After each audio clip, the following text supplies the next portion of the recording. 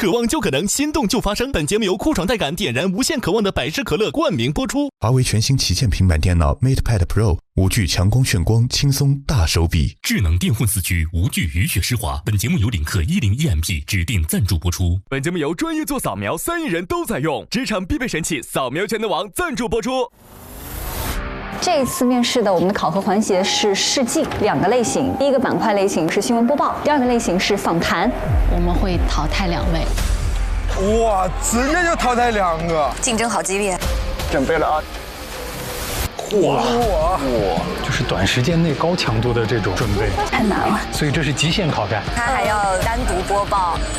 你就问影响，他有主播的意识。神舟20号集中亮相，非人灵长类。哇，真好，本身能力非常强，就可以上班。我想说，但是其实我还是会有点太预设结果。不要你去左右嘉宾的观点，以及预设一个观点。有点害怕被淘汰。我觉得不会淘汰大家的。接下来看一看访谈组表现的怎么样。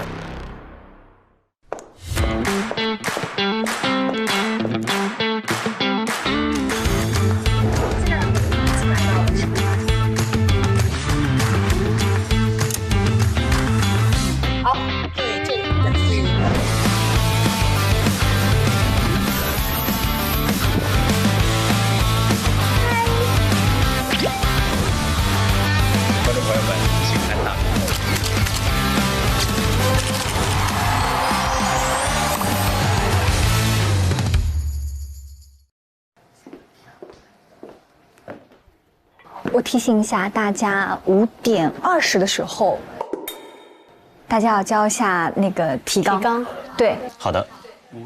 好，好的，加油。好。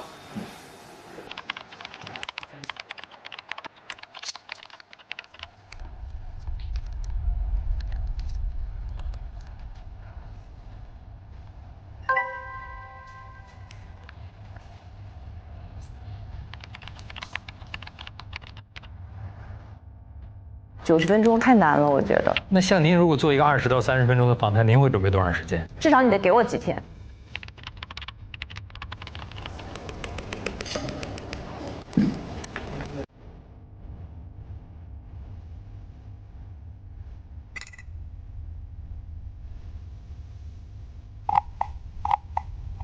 就快看他们谁能够出一些我们想象不到的一些招。对，就是如果说你是希望把这个嘉宾的最精华的人生观点都碰撞出来，我觉得是需要很长时间准备。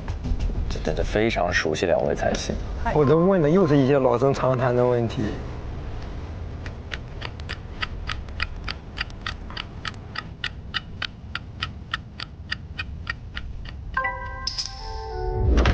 刘奎首先就交了。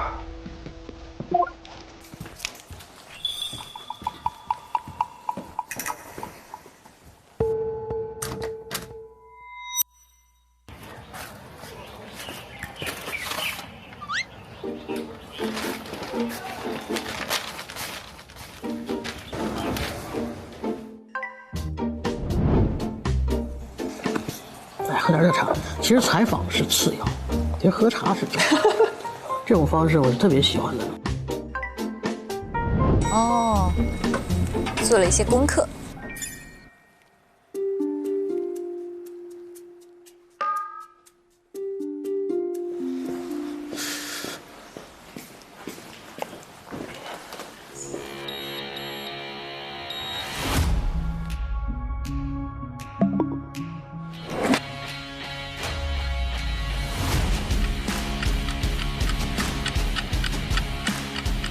已发送。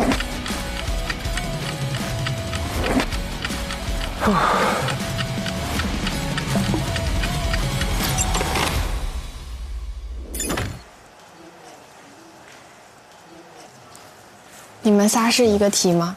对，李立新老师。哦。很空的小里面。那刚才这个还是准备了哦。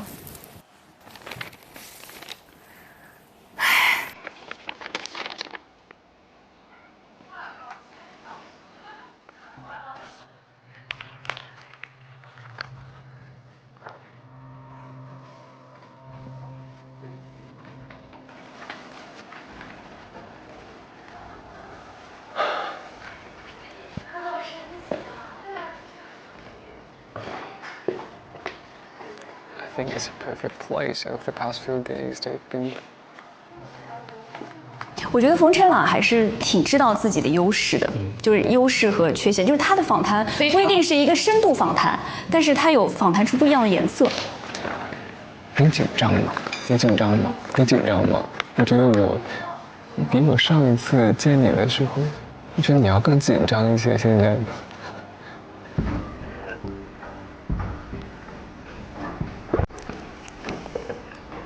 给你今天心情打分。就是你喜欢做这个事情。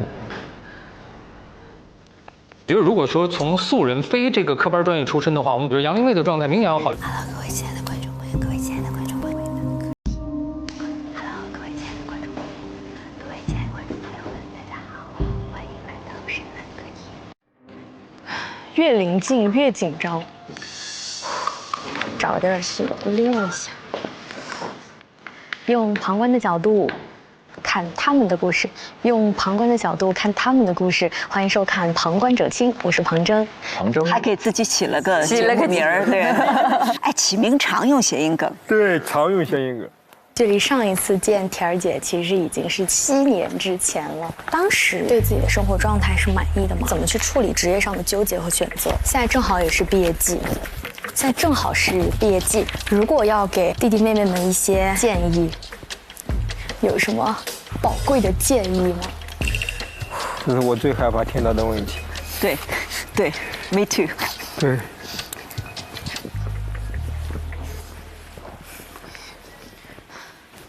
你前2天睡得好吗？特别不好。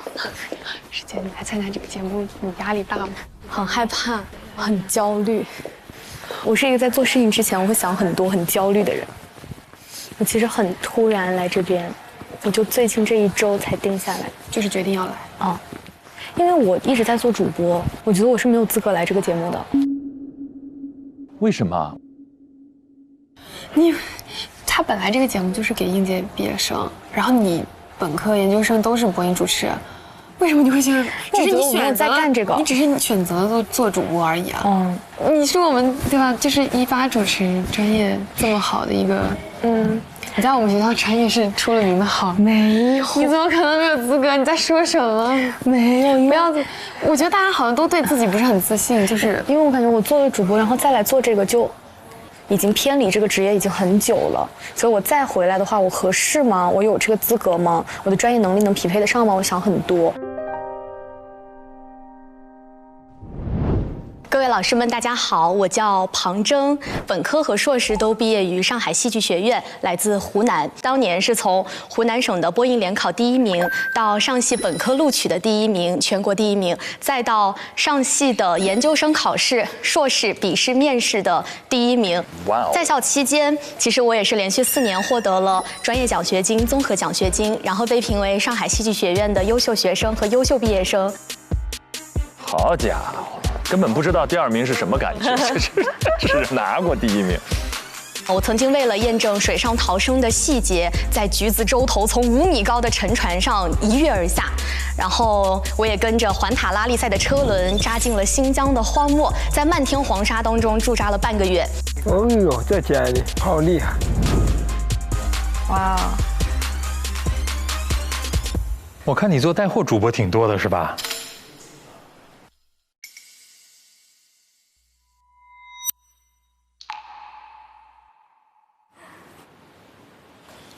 对，我近几年来都在做带货主播。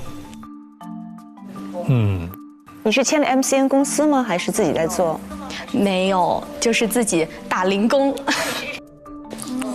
我就觉得挺奇怪的，因为你的经历18年到22年都比较传统的做主持人啊、出镜记者，然后突然到了22年就变成带货主播了，为什么突然转行了吗？就是。因为2022年的时候，我爸爸生了一场病。当时因为我没有办法回老家去帮忙，所以我就想说，那我提供一些经济上的帮助，所以我就走出校园，然后开始赚钱。在那个关口，我觉得我也不能只顾着自己说啊，我要去追梦，然后就不顾家庭的困境，或者说我就不顾现实的一些各种因素，然后我就执着的做自己想做的事情。我觉得当时对我来说是面临着一个很艰难的选择，就是我要不要当带货主播去开始赚钱。在我心里，我感觉这个没有回头路。挺棒的。爸爸现在身体怎么样了？我爸爸已经离开了。不好意思。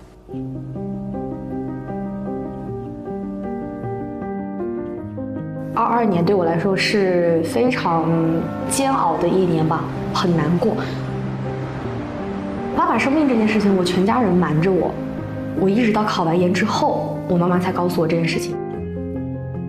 然后我就意识到不行，我说那我也出不上力，我也帮不上忙，那我就去赚钱。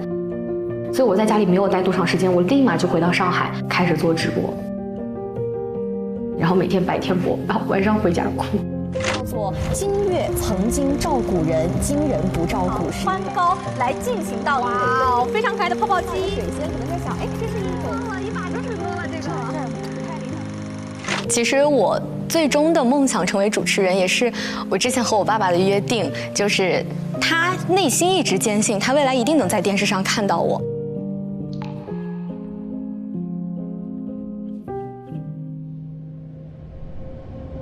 反正努力过了啊，就不会有遗憾了。干就完了，干就完了。不后悔。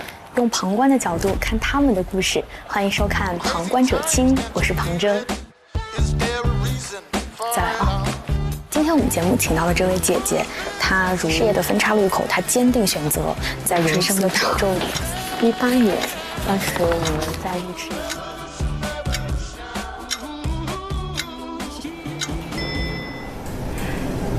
很离谱。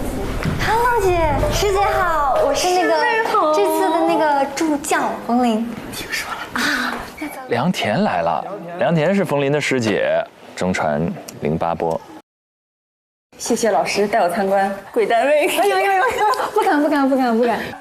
哦，大家好。梁田姐 ，Hello， 哎，好有亲切感。嗨。我们直接从这边上吧。呀，这两位是？这两位是我们其他的选手。的选手，对。好了，加油！好，谢谢，拜。那家人们，那个梁田老师那儿已经进去了。已经开始了吗？我刚在那个小会议室有看到一个大投屏，然后就被赶出来了。什么玩意儿？投屏？对。哦。等一下，在这儿哦，看在这儿，就在这儿看，对。他们是直接呈现，难度翻倍，跟新闻还不一样。哇塞！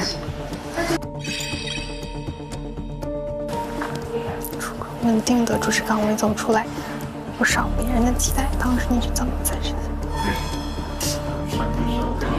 肯定是啊。如果到了东方卫视，你觉得你适合什么样的节目类型？我目前来说，我觉得比较适合和感兴趣的，可能是一些访谈类，还有说文化类的一些节目。首先是我个人的兴趣所在吧，我可能比较喜欢挖掘一些别人的故事，还有包括去探索一些文化知识。我觉得这个也是我之前在我学校里面参加过的一些主持实践当中有一些这样方面的积累。现在生活状态大分。你准备怎么样了？还行，我有点害怕，因为也没有采访过这么厉害的老师。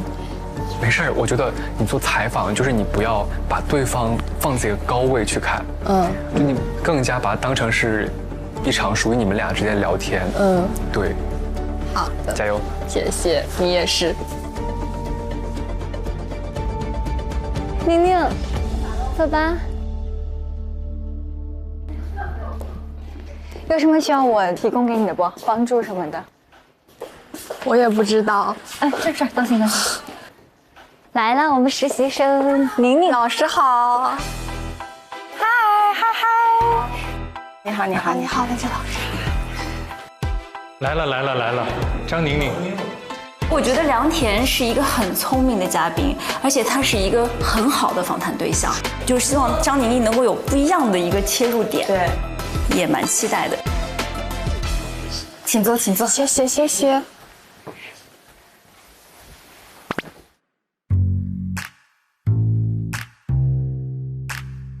OK。梁田，我该做还是不该做呢？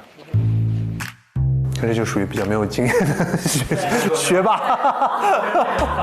自己先坐下了。学霸都这样，来开工干活，你干你的，我干我的。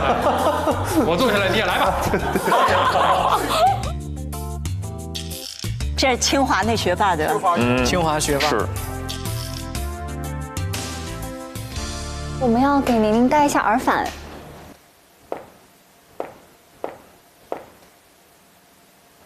哎，对，看看你戴哪个耳朵，看你哪边方便，我都可以啊。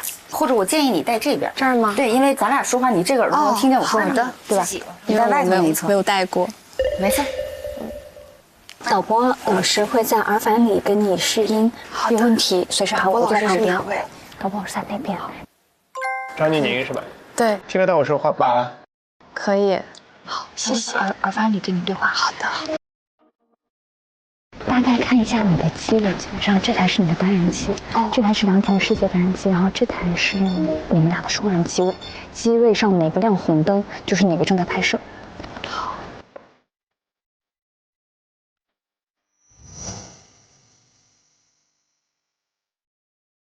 这个真的给他讲清楚，他真不知道，因为他们平时没有进过演播室做这样的节目。他如果经验没有那么丰富的话，他要同时照顾导播、照顾机位、对，照顾被访者，还要想自己的思路。那关键被访者还特别有经验，而且这还是直播，4个导师坐在第二现场看着，我天！我来试一下吧。我声音响吗？会影响你吗？我觉得我自己的声音有一点大。稍等啊，我帮你调一下啊。好，谢谢。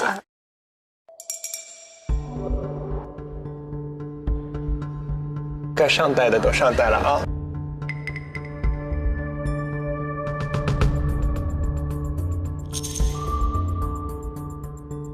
完了，我告诉你，他又进入了那种我觉得最可怕的那个访谈状态，讲自己的，就是在背自己的稿子，对，要命了，简直。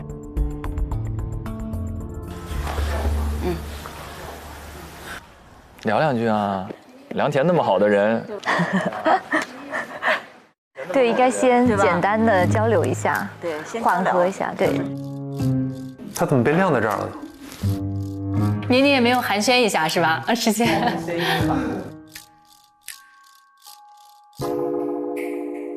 其实梁田老师一直在寻求机会要沟通。梁老师忍不住说：“我来聊两句。”妹妹，你叫啥呀？妹妹，你叫啥呀？哎，你看。我叫张宁宁，张莹莹，宁静的宁啊，张宁宁 ，OK。你北方人吗？不是，不是啊。我是一个在江苏长大的福建人。江苏长大的福建人呐？对呀。哇，福建人，以德服人那个福建人呐，听不出来一点儿。反倒感觉梁田更热情一点。宁宁像嘉宾。嘉宾在暖场。反了。宁宁，我们准备开始了，好吗？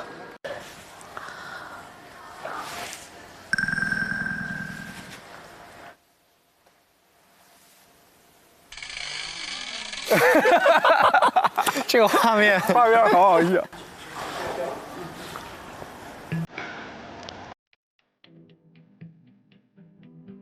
或者你要再等一下也行，没事啊。再缓缓，再缓缓。谢谢。没事没事。我能感受到你的紧张，没事，坐一会儿就好了。我紧张太明显了。没事，都经历过。哎呦，他们在等待的时候，我也挺紧张的。但我觉得这个比新闻的紧张要好很多。就是他们那个即时感，就是你好不好，错不错，就瞬间就这个后期还有补救。对，但实际现在对于他们来讲就是也紧张，肯定紧张，肯定紧张。你们2位就坐着呢，还是要迎接一下嘉宾走进来？都可以，你设计。你可以自己设计，我配合你。就坐着可以吗？坐着可以，没问题。那就坐着，好吧？怎么样，宁宁？好，可以。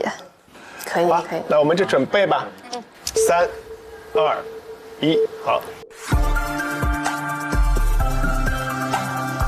观众朋友们，大家好，欢迎来到今天的节目，我是张宁宁。今天我们请到的嘉宾，大家应该都非常的熟悉了。他曾经是知名的主持人，而现在呢，他也解锁了更多元的生活方式，从多元的赛车场到话剧舞台，从镜头前的好物分享，再到充满烟火气的日常。他现在也解锁了非常多不同的生活方式。他就是梁田，欢迎梁田世界。Hello， 主持人好，大家好，我是梁田儿。梁田姐，之前我也有一直在看您的自媒体账号哈，发现您最近的生活特别的丰富，也特别羡慕您那种生活和工作非常平衡的状态。之前看您那个在海南文昌的看火箭的那个视频，特别有感觉。对，就最近发生的事，哇，我的电子闺蜜follow 我的这个社交平台是吧？因为我之前也看你的置顶视频哈，总结了去年参加过很多个第一次的事，然后想了解一下，就是你最近有没有什么新的尝试？新的尝试啊，我觉得好像就是看火箭发射这个事情，应该是最近的一个人生新体验。因为我以前就是在原单位的时候，我是主持过很多航天类的节目或者晚会。自己也很喜欢那种科幻作品，对于太空，对于宇宙，其实我自己也非常感兴趣。然后我就说，那咱既然跟航天这么有缘，然后7月份又有这个火箭的发射，我要真的亲自到现场，用自己的双眼去感受一下，那个火箭推进器把那个天空点亮是什么样，然后那个迎面而来的风到底是多大的风，那个声音到底是多大。所以我就是，最近解锁的人生第一次就是去看火箭发射。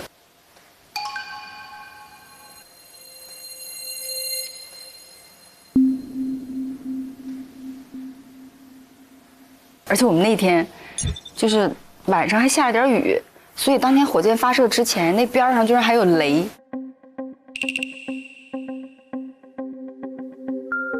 再追问一下呀。然后你就是哇，还有一些意外收获，就是你会看到那个火箭与惊雷同辉的感觉。其实我也特别好奇，就是您在尝试这些新的东西之前有没有一些准备？他应该再追问一下，这其实都可以再往下讲，都会有特别鲜活的故事的。一些准备呀，我觉得是要。打个比方，我第一次开赛车这件事情，那我的准备就是在赛场上要尽量保证自己和别人的安全。那我就会提前去，比如说网上去学习赛车的基础知识，然后我甚至可能要了解一些他们的那个机械原理，然后那个赛车的组成构建，然后包括过弯的话，我要怎么抢这个身位。那理论准备会更多一些吧，尝试新东西的时候，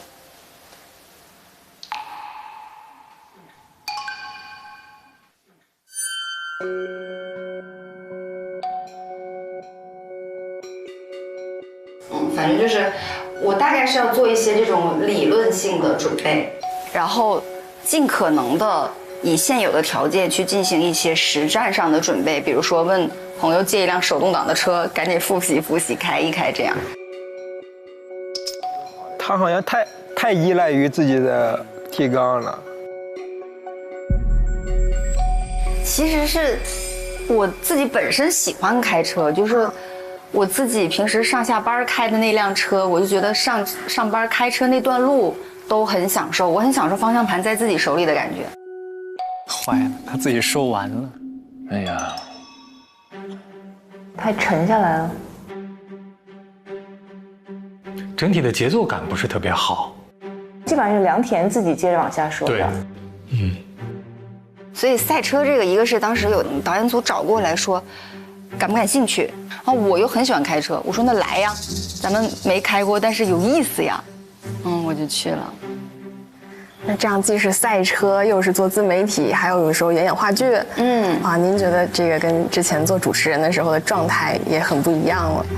对，确实是挺不一样。因为我觉得主持人像是钻石，它有很多面，钻石自己是不发光的，它是折射别人的光。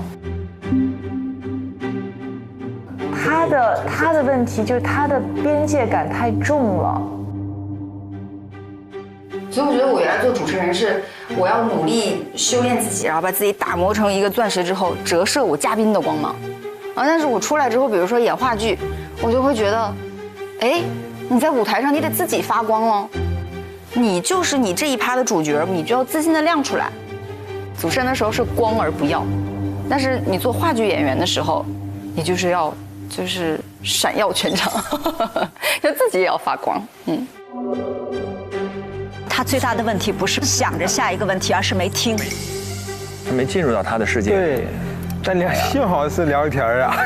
人家太善良了，已经自己不断的往外拓展了，给了好多口啊。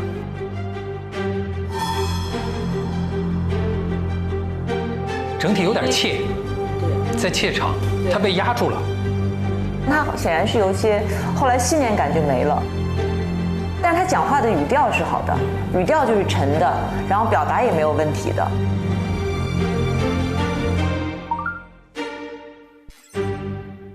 作为我们职场新人来说，也有过很多被别人的期待捆绑的时刻。梁天姐能不能跟我们分享一些怎么样去解绑的小技巧？我觉得人生遇到坎儿的时候，能拯救我的只有自己。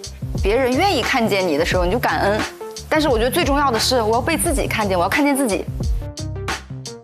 还有就是你选的路，跪着也要走完。其实有几个问题很好，解绑，对，解绑那个是不错的。还有就是，走出舒适区以后，你会不会纠结？对，因为我是一个告诉自己我要活在当下的人，不要为还没有发生的事情过度担忧、提前焦虑。那会不会给自己设定一些小目标呢？目标会有，但是那些很关键的 critical moment， 他应该再追问一下。就我觉得他没有追问。今天和您聊了一路，其实我印象最深刻的反而不是您之前做了很多光鲜的新尝试，而是说在这些尝试背后的一些选择中的纠结和已经知道自己要什么的那种笃定。也非常感谢梁天姐今天愿意把这个冒险背后的这些故事都来分享给我们，也祝屏幕前的各位都能够一步一步的找到自己的热爱，一步一步走出自己的精彩。那我们下一期节目再聊，我们下次再见，拜拜，拜拜。好，可以，好 ，OK， 谢谢。聊。我有一种张宁宁终于结束了的，她自己有一种终于结束了的感觉，解脱了的感觉。太紧张了，太紧张了。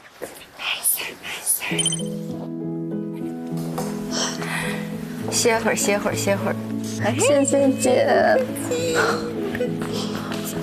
那我先下去休息好了。哎呀妈呀！是不是特好？不好，贼紧张，紧张忘光光。没有。但我终于可以歇会儿了。怎么样，宝？哎呀妈呀，紧张的忘光光了。是不是不按提纲来了就不按提纲来了，就不知道在说什么。我已经，那你也撑下来了，就很棒啊！完成最重要，就是靠姐的这种善良在支撑我的采访。天哪，哎。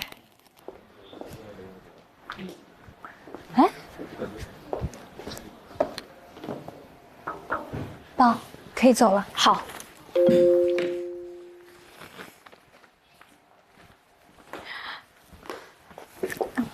庞征来了，做卖货主播的那姑娘对吧？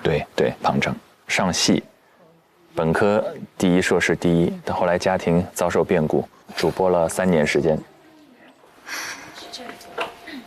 哇，在演播台上访谈。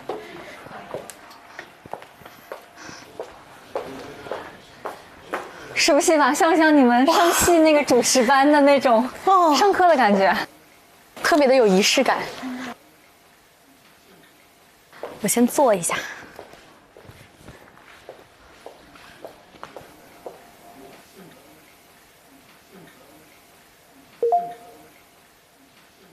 庞征是吧？对，我是庞征老师。声音是可以的。专业。3号机是我的机位，对吧？对。然后嘉宾的机位是哪一个？是这个。然后这边是主机位。好，没问题。然后我现在模拟一下，我现在看向嘉宾的这个视角，然后在镜头里是 OK 的吗？现在是可以的。这样，好。Q 导播老师了已经。一看很有经验。专业。来喽！你的脸在转。田姐，我先给你握个手。哇，你真的好漂亮。哎呀，没有。我们之前其实见过。真的很久之前。对，有8年那么久，跟你一起录《天天向上》。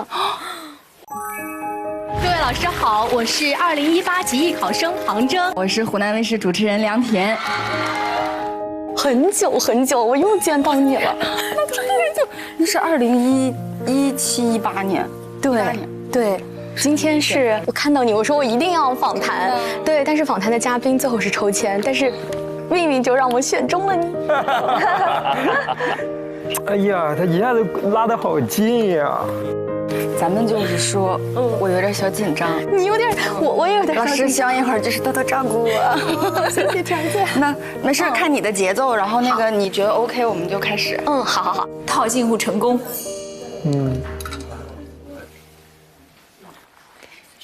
开始了。他要先站着说呀。他要先个开场，然后把嘉宾引进来坐下。我们可以准备开始了。导播老师，您要先倒数吗？准备，3、2、1，好，说话。用旁观的故事看他们的生活，欢迎收看《旁观者清》，我是庞征。今天我们节目请到的这位姐姐，她如梁上清风拂话筒，田上春生入境来。哎呦，良田的带出来藏头的。在角色的分岔路口，她坚定选择；在生活的褶皱里，她解锁鲜活；在成长的道路上，她步履不停。相信大家已经猜到了，她就是良田。欢迎田儿姐！哇，欢迎来到我们的节目。你好，主持人。主持人好，田姐，请坐。谢谢。然后你就怎么舒服怎么做。好的。其实我们今天这期节目会有2个关键词，一个是主持人，一个是选择。我觉得在我知道你的这么多年以来，我觉得其实你面临的选择是非常多的。然后我想说到的今天的第1个选择，其实是有关于职业，因为现在正好也是毕业季。那在毕业的时候，你有没有遇到过就是职业上的纠结、难题或者方向的犹豫？我其实大4那一年，我们这一届就08播本这一届运气特别好，碰到了很久没有再开启举办的央视主持人大赛，就是相当于央视的老师们也看到了我，然后呢，但是湖南台的老师也看到了你，然后那个时候当时还没觉得说这样还由得我选，我说我何德何能还让我选，但是因为湖南卫视的那个其他的机会也特别多，甚至你可以去拍戏或者干嘛，我就觉得太好玩了。我骨子里面是一个玩心有点重的人，感受到了。对，但其实这是一件很好的事情，我愿意去未知更多的地方。所以其实当时手上抓着各种各样的 offer， 然后湖南台是你心动的 offer。是的，这个总结非常到位。说到他们耳朵里听得好羡慕啊。聊天现在心里也是比较舒服的。对。但我当时就是。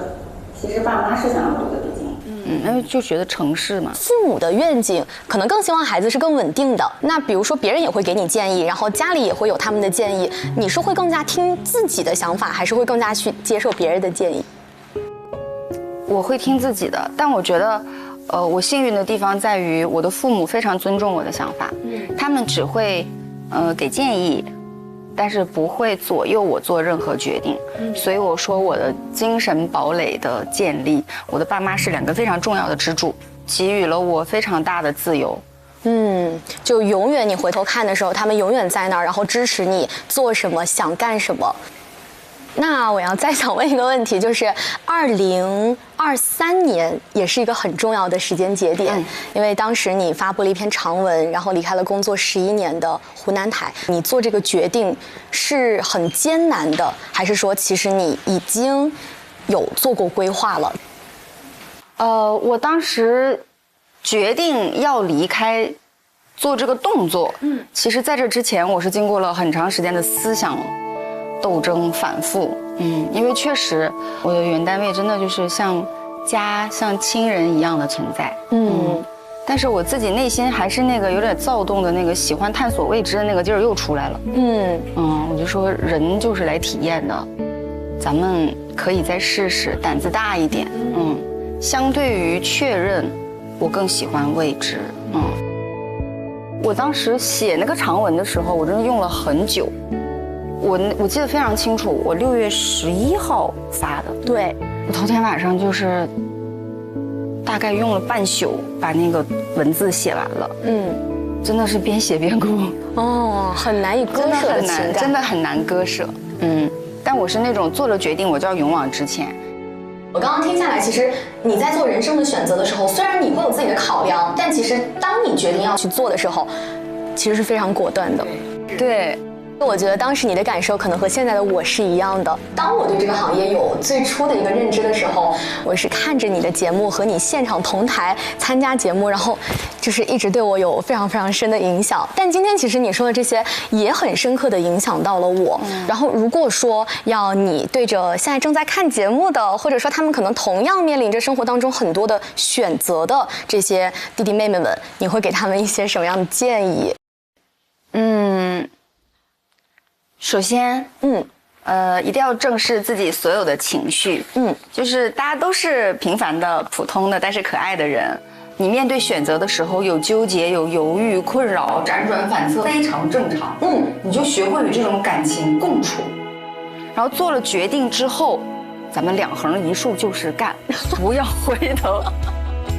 然后，这样的一番话，我觉得很大程度上鼓励了刚刚毕业的我。我就是今年毕业，我相信也一定会鼓励到就是正在看节目的这个人，然后在守候你的节目的有，可以的，可以的，可以的，好幸福，有一种被幸福冲昏了头脑的感觉，是吧？就是他们那个即时感特别好，你看他每一句话都给了回应。这差不多可以上岗了。我也觉得是。从他没有看这个本儿，没有看提纲，聊的就是心里真实的好奇。唐真20分钟到了啊，最长不能超过30分钟。其实我还准备了非常非常多的内容，希望以后还有机会和你探讨。但是在节目的最后呢，我还有一个小小的环节，就是因为我关注你的各大社交平台，关注很多年了，我有发现大家一些比较好奇的一些问题，然后我们来做一个快问快答，好不好？好。这是他自己的设计。I 人、E 人、I 人，稳定、自由、自由，吃甜吃辣。吃甜，吃甜啊！养生达人还是熬夜冠军？熬夜冠军跟我想象的都差不多。话剧演员、自媒体博主和主持人，最爱哪一个？主持人。我觉得我们可以给田儿姐一点掌声。谢谢，非常非常非常感谢今天能够对我很照顾，然后也一直在配合我们的节目，非常谢谢你。谢谢郑郑，之后还有机会再见到你。一定。好，那我们今天的节目就到这里喽。拜拜，拜拜，谢谢，支持郑郑。卢玉老师觉得怎么样？相当不错呀，他刚才很有设计感。要是我的话，我就傻不愣登的，就是做那采访。他有开始有结尾，中间他有设计的那个小的环节，很完整，很成熟。非常完整。旁观者请非常好。然后湖南卫视就是你心中的 offer。那个快问快答我是真没想到，我是觉得已经结尾了，相当于在结尾又掀起来一个小高潮，非常好，我觉得，真的。估计2天录完也很舒服。当然了，我已经期待下一期旁观者清了。还有巧思，有设计，做得真好。对，整个自然又落落大方的那种感觉，很有代入感哦，听进去了。对，很真诚，很真诚。Hello， 老师。嗨，大家家好。嗨，师姐好。想合照的抓紧机会，因为一会儿没有，你们还有没考试的，先去准备考试啊！就先别跟我哈拉，好吧？就你们要准备没考试的，没考试，好吧？下一个到晚了，我还没考呢。还没考，对他还没考呢。我是易经老师第一个，那只有我了。对对，我要跟大家求合影啊，那婷姐发话了，大家要不跟大家拍合照？可以。太好了，太好了！哇，开心开心！来，3、2、1。你每次考核心态都那么好，有什么小妙招吗？我给你分享我的宝藏电子资料库。平时有海量的纸质资料要处理的时候，我都会把重点内容扫描存起来。你看，做好关键的标注，就可以一键搜索定位，找起来就特别清楚。哎，那确实很方便哎，就是我平时都是用扫描全能王来扫描证件、报名材料，我没想到还可以这样用啊。对啊，所以嘛，用专业的工具提效，把时间用在提升专业度的刀刃上。下次我也要试试。2位实习生访谈，2种风格，哎，各位看完之后什么感觉？旁征这个采访的话，会让嘉宾一上来就会很舒适，很容易打开自己，包括台本啊，包括问题啊，包括他的这些策划，我觉得他是一个真的综合能力非常强的一个选手，真的很优秀。首先，他有一个自己节目的名字，还有他开场白，针对这位嘉宾用心去斟酌过，然后这个开场白也很惊艳。今天我们节目请到的这位姐姐，她如梁上清风拂话筒，田上春生入境来。然后又有一些走心的问题，让被采访者应该也会感受到他的用心。所以其实当时手上抓着各种各样的 offer， 然后湖南台是你心动的 offer。哎，是的，是的，这个总结非常到位。然后再加上最后快问快答又有一个节奏上的变化，会对他更有探索欲，更有趣味性，然后又很年轻。I 人、E 人、爱人，稳定、自由、自由。我就觉得整体这个栏目对于我来讲，我可能就会对于这样的场景是很舒适的。就是我觉得大家感受其实是一致的。庞征老师，我觉得那我就没有资格评价了吧。表现得太好了，我都想上一次他的旁观者去。他预约了，我替他预约一下。第2期的嘉宾啊，志胜。宁宁，各位看完之后什么感觉？我觉得宁宁可能就是因为能明显看出那种缺少经验的感觉吧，应该是，她就是依赖于自己之前准备的提纲，她更少的在现场自然的那个反应，以及与嘉宾的那个自然的互动，好像相对少一点。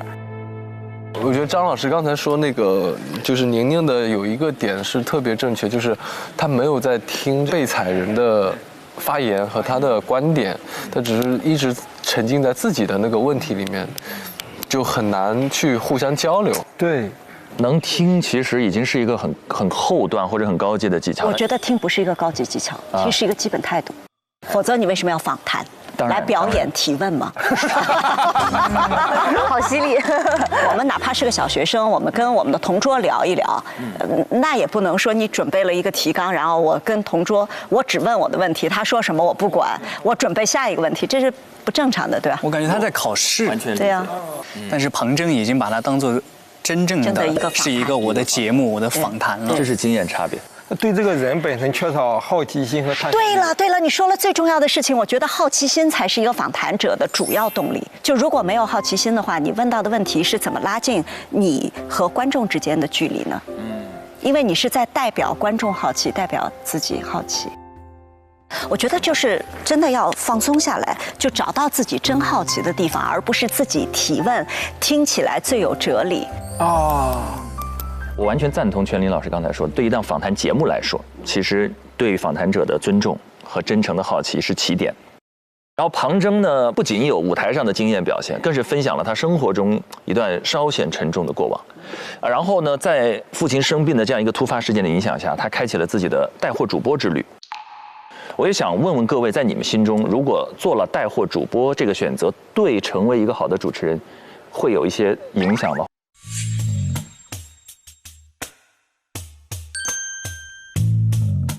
就是其实带货主播和主持人，他只是两个行业，他这样一比，感觉好像主持人是一个高大上的一个职业，仿佛分了高下。我是不承认所谓的鄙视链的。我还真的做过带货主播，我卖过一阵书哈，然后呢，我必须得说，当卖货主播特难，特别难。对。带货主播是，就你一边看着屏幕上的数字，每5分钟一变，然后根据这些数字，你知道说此刻我要运营哪个数字，我是要让观众更多的停留，我还是要增加互动，我还是要 ECPM 把这几单货卖出去，要不要加附带，要不要加互动，就是你脑子里有一大堆的自己做决策，就都没有一个导播，然后这个时候你还要持续的说话，情绪还要顶上去，你情绪掉，带线人数就掉了。所以在这个意义上来说，带货主播非常的难，谁看不起谁呀？我必须得说。对。但是我也要客观的说另一件事儿，就是一旦做了带货主播，其实就会更多的人记住你做带货主播的样子。如果你想得到一个平台 offer 的话，一定是受影响的。就像其实你们演员说，如果上真人秀上的太多的话，会影响某些角色，是一个道理。我觉得它客观存在。而且我感觉带货主播其实很像以前那种电视节目的购物主持人的那样的一个身份角色。对，哎，你站在主持人的角度，他们有某种性质上的差别吗？其实他们还是有某种性质上的相近的。就拿我们老师的话说，这类节目应该叫生活服务类节目主持人。对，所以带货主播其实和就是那一类节目的主持人还是有很强的粘连性的。庞征，我认为他的这个带货主播的经验，其实对于他的访谈也是有很大程度的帮助的。对，因为像全林老师刚刚也说到了，就是你需要非常这个清晰的头脑去控场，而且他肯定也会跟他的弹幕互动，所以他会有很强的这个临场反应能力，所以他才能够这么有自信的在嘉宾不按照台本来进行他们的访谈之下，他还能够有一个很快的反应能力。如果你去做文艺类的主持人，或者也像这种生活服务型的主持人，我认为这是他的加分项。对，他们确实有一个共同的身份是公众领域的表达者，他们在目标上和路径上还真有不同。但我还是认同刚才子琪说的那一点，它并没有高下之分，它只有方向上的差别。那么都说到这里，咱们就上链接。没有了，我们不是上链接了，我们要上易立竞老师了。刚刚的访谈，梁田老师2波已经看完了，对不对？接下来上易立竞老师，我说实话没上，我已经有点紧张了。我不知道3位紧不紧张，那我们一起来看看好不好？易立竞老师的访谈。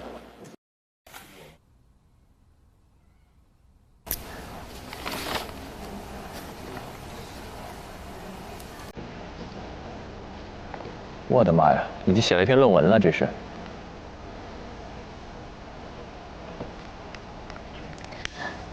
还有一个有趣的话题啊，就是网络上有一些网络还有一个有趣的话题啊，很多。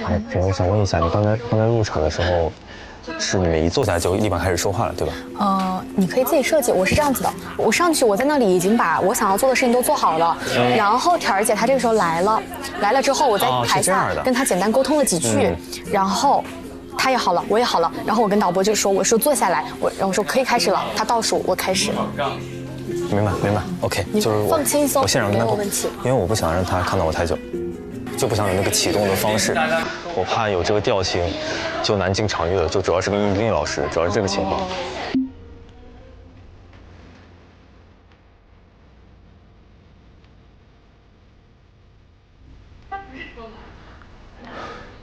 怎么了？没有，我感觉你好惊弓之鸟啊。因为马上到我了。他得让自己嗨起来。你需要来点状态吗？不需要。他现在很有状态。他消耗了。的确害怕。昨日如临大敌呀！哇。紧张不？从现在播的，现在播。这脱口秀演员素养的时候到了。刘奎，哎，走，好嘞，我加油加油。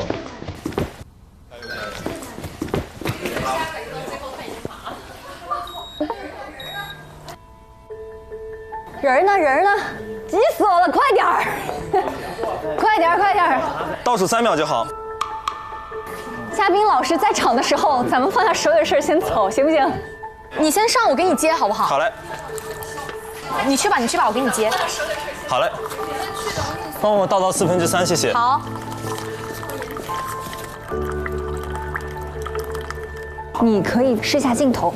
老师，下一位实习生来了。来了。上来先是刘奎。易立竞老师也是一个采访的老法师啊，那是。所以这个面对老法师确实挑战挺大的。我跟你快速说一下，3号拍这儿，1号拍这儿，2号是打拳。好嘞。然后核心主要还是跟老师之间。对，哪个灯亮就是哪个机器在。好，明白。那个刚才庞征他帮我拿过来，谢谢。然后耳返，你跟老师对接带一下。好，我现在对接一下。我先去接易老师。这个水位够吗？可以吗？好。哟，要道具。还是什么？我猜是百事可乐。哦，泡了茶。好，老师，我这是 stand by。你是坐哪个位置？我现在这边，就是我面对的左边。好。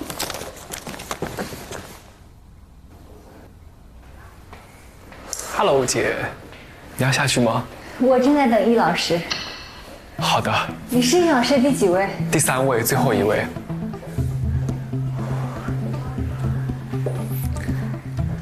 哎呦。哦。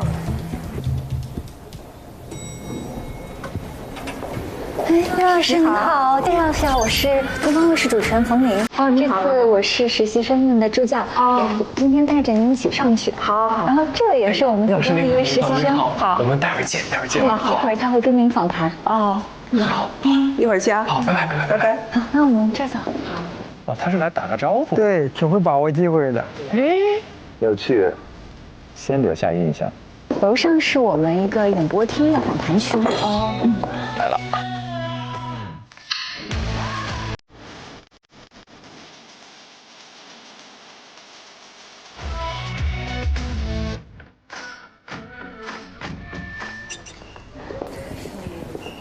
这位是我们今天第1位跟您访谈的实习生，你自我介绍一下。你好，叫刘奎，奎就好。哦，你好，奎。是今天的这里的实习生，跟您进行访谈。好。然后这里是为咱们准备了一些茯苓的饮品，茯苓红多薏米，看您比较喜欢养生。做了这么多功课。就是我们其实时间不长，我就是看了一下您自媒体，然后以及您20年跟7月份在您节目里的访谈，您2个小时喝了3壶茶，我看水果茶都是，然后看了一下您养生的秘籍，也学了一点。对，就是可能稍微有一点烫哈，然后也等辛苦了。尝尝。是我喜欢的味道，有心了。刚才李沁说的最打动你的小细节其实咱们算半个同行，您知道吗？对，您可以猜一猜我的本职工作。那你是什么记者？不是，我其实是脱口秀演员和编剧。在这半边等着呢。对，在这半边。对。好，那脱口秀演员对，咱们属于半边。属于半边了。那我们俩要是在新闻行业你再能够考核通过的话，是2个半边合成一起。合一块儿了，合2为1了。我们就同行了。对，其实我刚才抽到就是说跟您一起访谈的时候，我当时第一反应，我真实的第一反应是，易立竞他访谈我访谈他，我真的第一反应是这个。因为从职业属性来说的话，那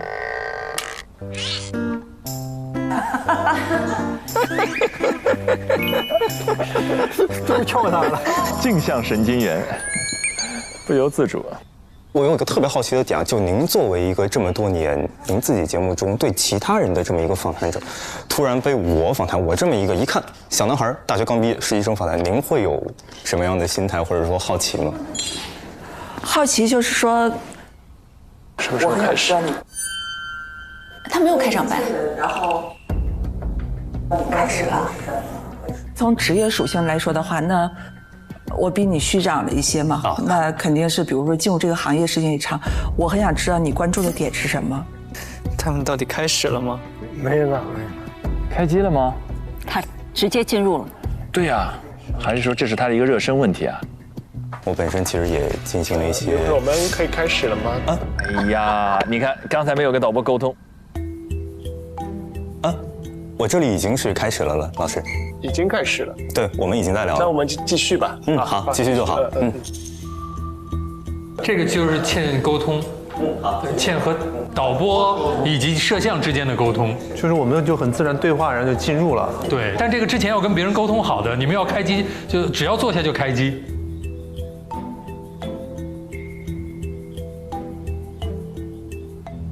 那，哦，他是没开始呢。对，那其实我在我上学的期间也看了您很多的节目作品访谈，我非常喜欢您的访谈风格。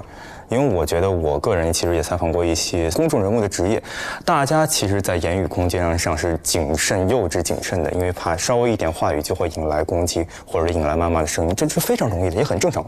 所以我想知道，您这么多年保持您如一的这个访谈风格，不管他们的标签是直接还是所谓的毒舌，您对于这个标签会有负面的一些情绪吗？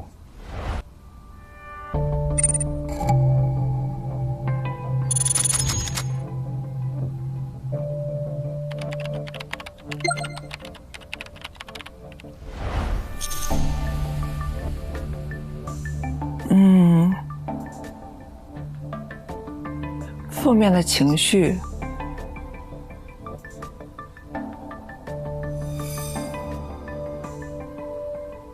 可能用词不太恰当，或者有什么样的看法呢？这也做一个小学弟的想法。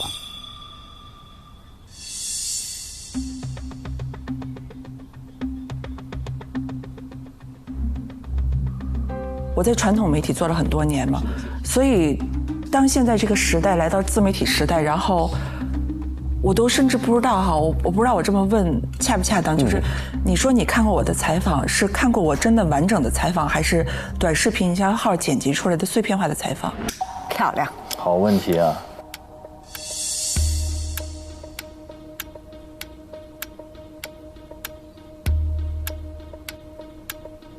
有碎片化的采访，有完整化的采访，但我说实话，对于一些您可能直截了当、比较尖锐的问题，我大多数都是在那个传播领域下、传播思路下看的碎片化的采访更多。对。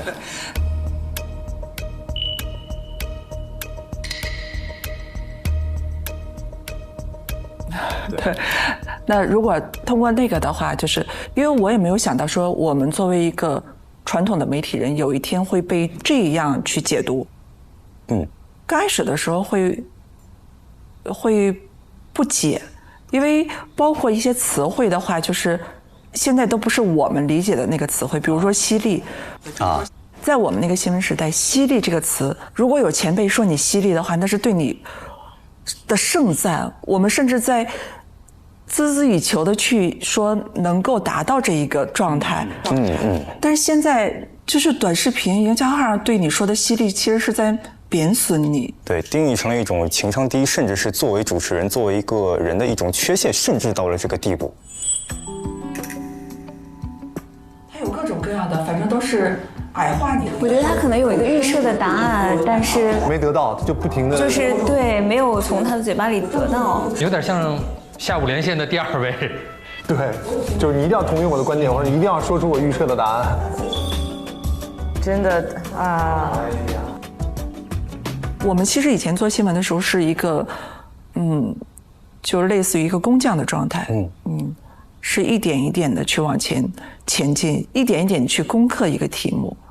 但是没想到到后来的时候，大家就是为了博流量，把你的采访然后东拼西凑，再加上一些恶意的引导，然后夸夸夸贴上几个标签，那是大众喜欢看的可能。但时间长了之后，你发现。原来时代已经来到了这样的一个碎片化的自媒体的，然后在某些时候甚至说流量为王的一个时代，所以我当时很不接受，很困扰，然后迷茫、失落都有过。我觉得易立竞已经尽可能的配合了，给出了有关的答案。因为我也看到过您在南方周末呀，他们当时也讲，像南方周末他有一篇新年致辞。我觉得跟此情此景特别的相应，他就总有一种力量让你泪流满面。他说了，直面真实的人群是坚强的人群，直面真实的民族是坚强的人。我觉得无论什么时代，无论是当时那个时代背景下扎根于时代，还是说我们现在媒体飞速发展，信息纷至沓来，仍然由您这样的新闻人，由您这样的深度访谈记者去坚守这一份真诚，我真的觉得太敬佩您，太棒了。所以我想，谢谢。所以我想，不管是电视机前、镜头前，还是想作为小魏，您非常衷心的，就我个人的感谢，因为我家里人也做。不，没有，没事。你太客气了。怎么突然？这是一个收尾语吗？这有点尴尬了，此刻。因为我家里人干这行，包括我的哥哥，他也是一名记者。他为什么问完每一个基本我觉得要问问题的时候，他又收回来去讲自己的经历或者某一些？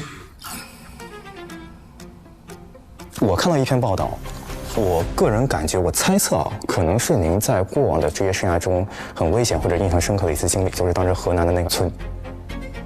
您当时去回访的时候，您打车打到了一辆黑车，然后把您拉到路口，说不给钱就别想，然后一问10块钱。加钱，立马加钱，没有任何犹豫的。到目前为止，我觉得好像刘奎说的比易老师多。他说了有1分钟了，不止，我觉得不止。他的表达就会更多一点哈。这些故事是不让伊丽静来讲的，因为我觉得我总想坚守点什么。我其实并不是因为不想做这个行业而抛弃这个行业，而是当时包括我前段时间在北漂。是因为我有一个很好的工作机会，一个综艺主持的机会，当时去了北京，定下来了，然后完事儿去了之后，在跟开录前被砍了。所以他到底要问什么？完全失控了，他已经忘了自己的身份了。因为其实我也看到了您的曾经的一些访谈，因为您当时是记者啊，但我们作为小学弟，作为从业者，我觉得那是一种坚守的勇气。你们听得清楚吗？确实有点听不清楚啊。我是小迷弟小学弟，我都没听清楚。我一直听的是迷弟、学弟。刘奎的声音对我来说有点含糊，我经常听不清楚他在说话。对，你觉得含糊是对的，因为他说话不张嘴。你仔细看，他是咬后槽牙的。按照发声的角度来讲，他不张嘴。可能你们作为新闻人、新闻记者，你们会去挖掘，但是真正挖掘之后，他的唇的动程非常小，他中间这部分没有表情，就上去了或者下来，拉到路口，他的很多面部表情也很玩味啊。而且他有一个非常致命的问题，他的表情真的，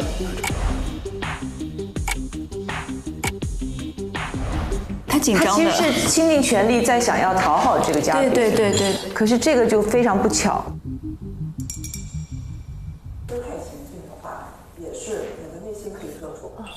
并不代表说顺势而为。你看得见吗？我看得见，我只是听得有点那个着急，我站起来站一会儿。感谢老师，好，没事。你是什么专业？哪个学校？我是学播音主持专业的。啊，哪个学校？南京艺术学院。南京艺术学院。对。你现在是？我现在是我就是本科，然后现在的话就是线下的单口喜剧演员。反转了，果然开始采访了吧？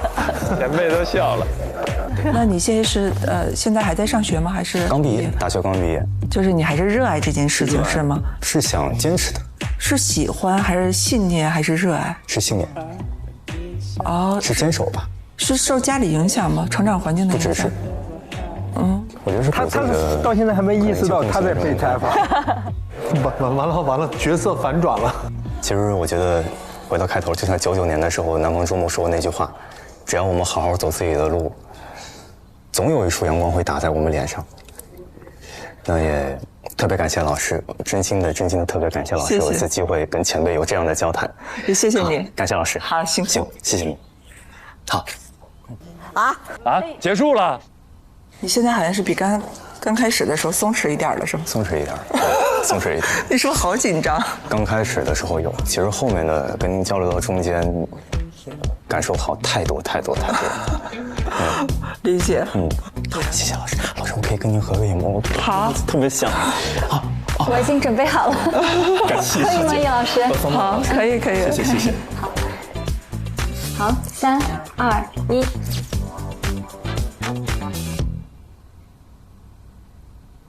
谢谢老师，谢谢老师，特别感谢，真的，好，特别感谢，辛苦了。好嘞，哎，您要再喝会吗？啊，没事。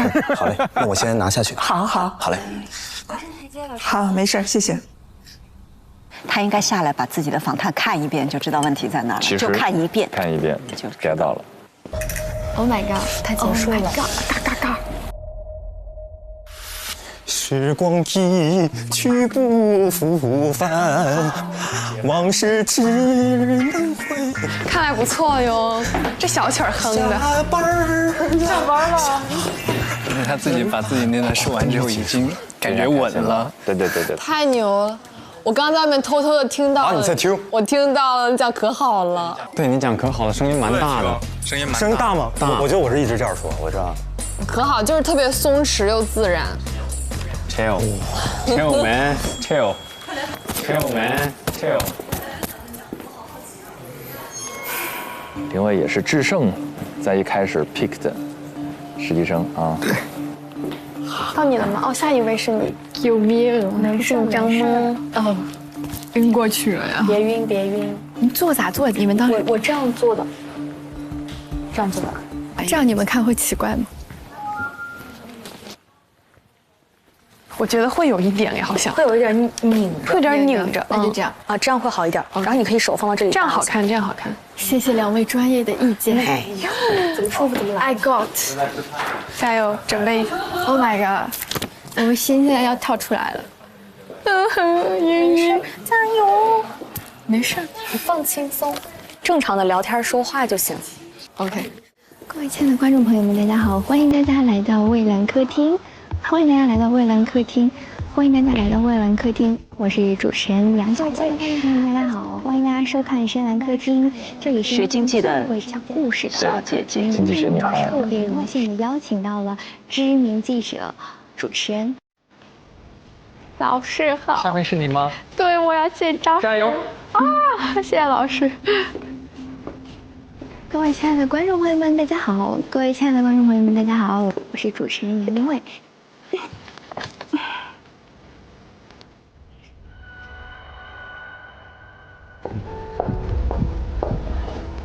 走吧。紧张？没事。依依，完全放轻松，不要紧张。然后这边是一个时间条，到时候你在那儿采访的时候，导播会在耳机里告诉你时间进度，你自己也可以看一下大概的时间。好的。老师们好。我要在哪里待机？老师好，李老师，再跟老师握个手，很喜欢你，谢谢。一会儿我们就可以开始采访。好，那你先上去吧。好，坐一台阶。这个女孩很高，我刚才碰到她，她显得小，对，她小小的，比较瘦，骨架小。哎，这个女孩近看很好看，她就属于一朵雏菊，就淡淡的。我对她抱有期望。我也是，加油！杨林蔚，你耳机听得到吗？你可以说几句，我们试一下声音。易老师你好。你好。你好，我叫杨林蔚。哦。羚羊的羚，蔚蓝色的蔚。杨林蔚。对，挺好。试声音的时候顺手把那个对环节也推进了，破冰破了。你这边这个头发捋一下。这样 OK 好。谢谢老师。咱们的嘉宾都好好啊。好，5、4、3、2、1，好，说话。各位亲爱的观众朋友们，大家好！欢迎大家来到蔚蓝客厅，一间最会讲故事的会客厅。我是主持人杨林蔚。今天呢，我们特别荣幸的邀请到了知名主持人还有演员易立竞老师来到我们的会客厅。演员？易老师演过戏吗？我还真不知道。他说主持人吗？他说演员。还有演员？应该是不是做过功课啊？没有，我觉得就是一时紧张。口误啊！易老师您好，非常荣幸见到您。您可以先跟我们的观众朋友们打个招呼吗 ？Hello， 大家好，我是易立竞，但是演员这个身份可能哎，捕捉到了。我倒是偶尔客串过，但是还算不上演员。挺好。今天呢，其实我们主要的一个主题是有关主持人，还有就是衍生的相关自己热爱的职业这样的一个话题，想要跟您来聊一聊。因为您作为主持人之前，其实我了解到是从事了很长时间的记者，还有主笔的工作。那当时选择记者这个工作，您是自己本身就特别热爱，还是一些机缘巧合的机会呢？机缘巧合，您能跟我们展开分享一下吗？机缘巧合进入到这个行业，然后在做记者之前，我做过很多其他的工作，比如说我开过服装店，哇，我卖过涂料，我做过很多，就是你们可能大家都觉得跟我后来做记者这个行业完全不搭嘎的一些职业，然后一个偶然的一个机缘，然后进入到了新闻媒体这个行业。我在想说，这才是我要寻找的，我想要做的事情。明白。那想问一下，在这个转型的期间，您觉得会有一些难点吗？就是从记者转型到主持人来说。相对于我以前做记者的话，我只是记者型主持人，我只是转换了，就是说有镜头面对我。对，所以那会儿的难点的话，就是我怎么在面对镜头的时候能够自如一些。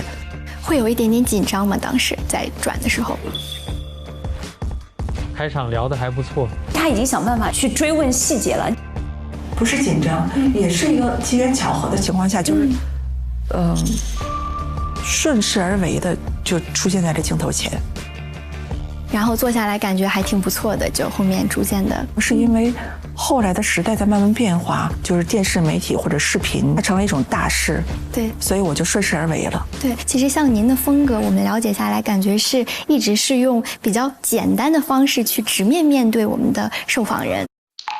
那这样的一种方式，您当时就是怎么样摸索出来，或者是怎么样形成的这样的一个风格，可以跟我们分享一下当时的经历吗？简单的方式指的是什么？就是比较直接。坏了。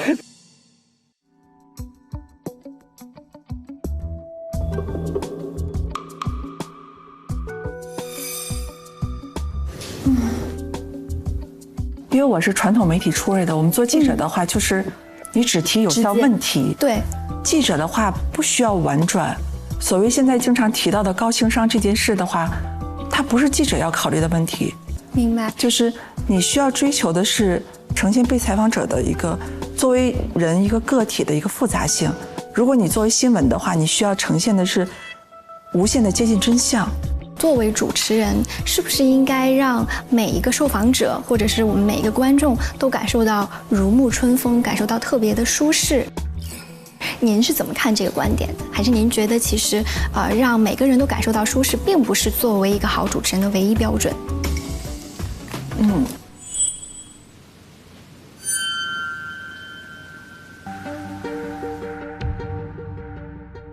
我在想说，主持人的话分很多不同种，因为我只能说我自己，我是记者型主持人。那我们要做的事情是提出问题，我们不是要跟被采访者做朋友，然后我们是要微微的挑战对方。对，这个就是我其实刚刚想表达的点。我们不是为了让他舒适，我们应该相信对方的智商。可能有一些节目的主持人是需要让整个场或者怎么样如沐春风，或者在场所有人如沐春风，他是不同的主持人，因为主持人分不同种。了解。他们这些小朋友们会认为，如果我问的不够高端的话，可能对方不会觉得我是一个好的提问者，甚至带给对方一点刺痛感，让对方觉得好像被冒犯的感觉。那您有没有想过，或许这种方式会不会有一些的风险，或者是如果跟您采访的这样一位受访人，那或许在问到一些比较直接的问题的时候，他的情绪上可能出现了一些波动，就是您会在意受访人的情绪吗？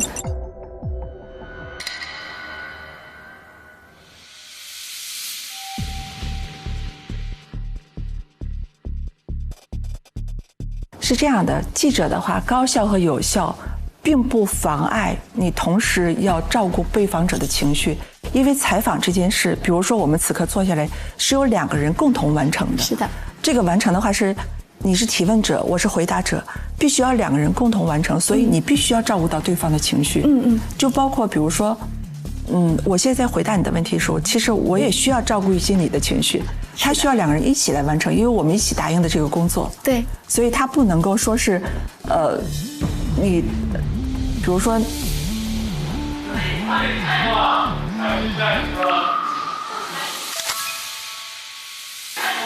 Oh my god！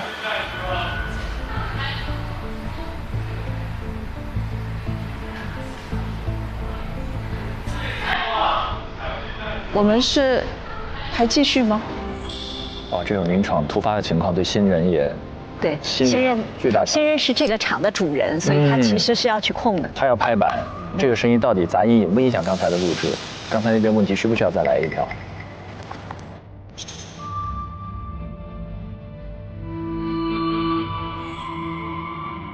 老师可以帮忙调一下外面的环境吗？他有在努力。那个让稍微保持一下安静，谢谢。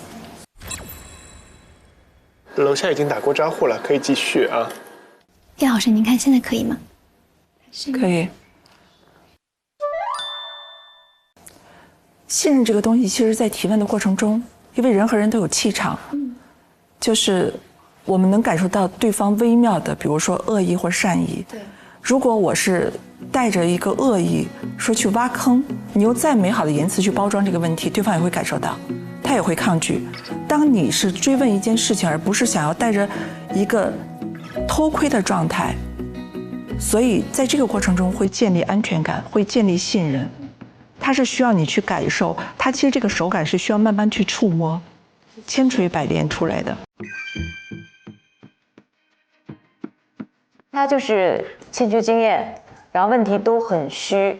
关键是伊丽静在这个阶段，他一直在讲，我不太习惯跟别人分享他的人生，所以他等着别人跟他探讨我怎么样做主持人，怎么样提问。现在当今社会，我们身边有很多朋友也好，我们的观众朋友也好，大家其实都很想要努力去寻找到您说的这种热爱又为之这个沉迷的工作。那我们如何能够去找到呢？因为其实我觉得还是蛮多人没有去找到的。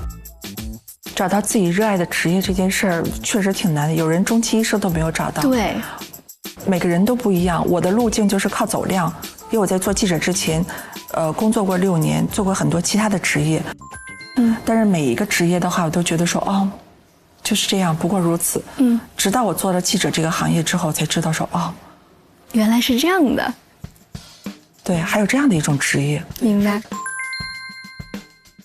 走量这个，我觉得它其实是一个比较有效的方法，你确实是可以去快速的甄别或者是甄选，自己这个不同的赛道适不适合自己。但是这个会不会有一个沉没成本或者是试错成本的问题呢？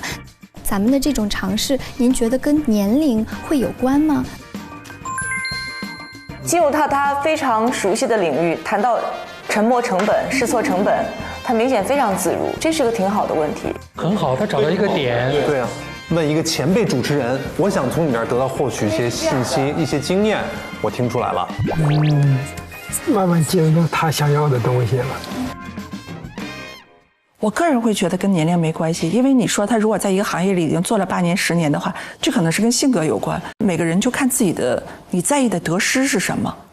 比如说，有人会寻求稳定感，他觉得如果出类试错的话，那个安全感可能会太折磨他了，会让他更痛苦的话，那他就是个加减乘除嘛。你算一下自己的取舍得失，你到底要什么？你如果可以承受住无趣，就不存在什么沉没成本之类的。因为出来之后试错的话，那它就是冒风险的，你可能就是不知道下一份工作在哪儿，下一个月的薪水谁开，或者说我在这儿的话做几天，我可能就是不开心，然后我就又跳槽。明白您的意思，尊重自己的选择，然后跟着自己的心去出发。那其实，在节目的最后呢，因为我们也有一档节目叫《令人心动的 offer》正在录制当中，有一些非常稚嫩的、崭新的主持新生的面庞。那其实大家也都非常喜欢您的这个主持大前辈，您能有一些什么样的建议给到我们这些主持新生吗？感觉后边真的是渐入佳境的人。我觉得就是看看你走的路是不是你热爱的，你热爱的路你不要光看到它光鲜亮丽的一面，你还要知道它背后光亮之后有什么。如果这2方面你都能接受，那你就过好每一天，每一个当下，往前走，别再环顾四周。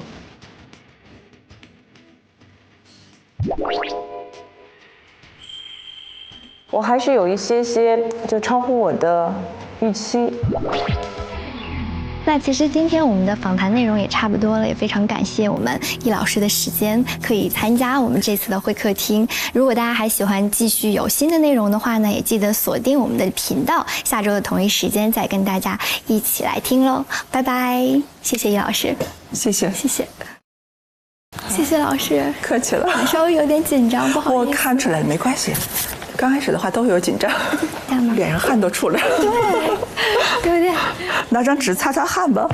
作为新人很不错了，很不错啊，而且是跨专业啊，跨界。有的时候我们会从被采访对象的状态来判断这场采访成不成功。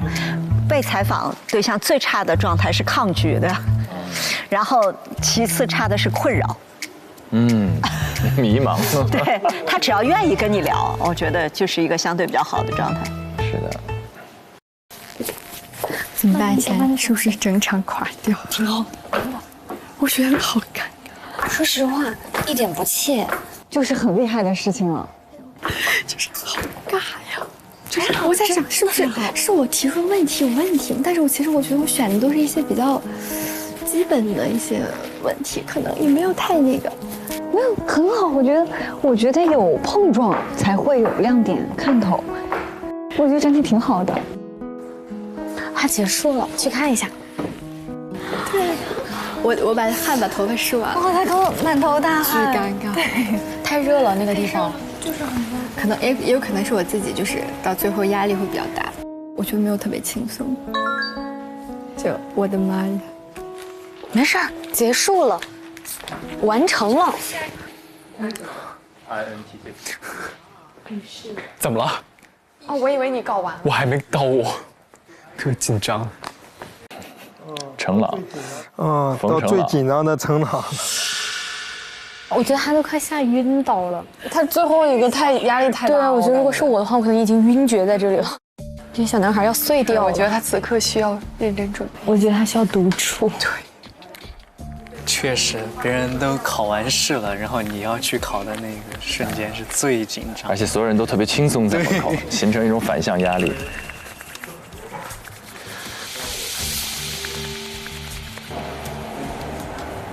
老师们好，我叫冯程朗。拿的那个玩偶是什么？哦，这个是我的一些小挂件。我平时生活压力，如果有一些面试压力或者其他的压力的话，我就会弹一会儿琴，唱一会儿歌这样。你就是我的小星星，那先做去日落。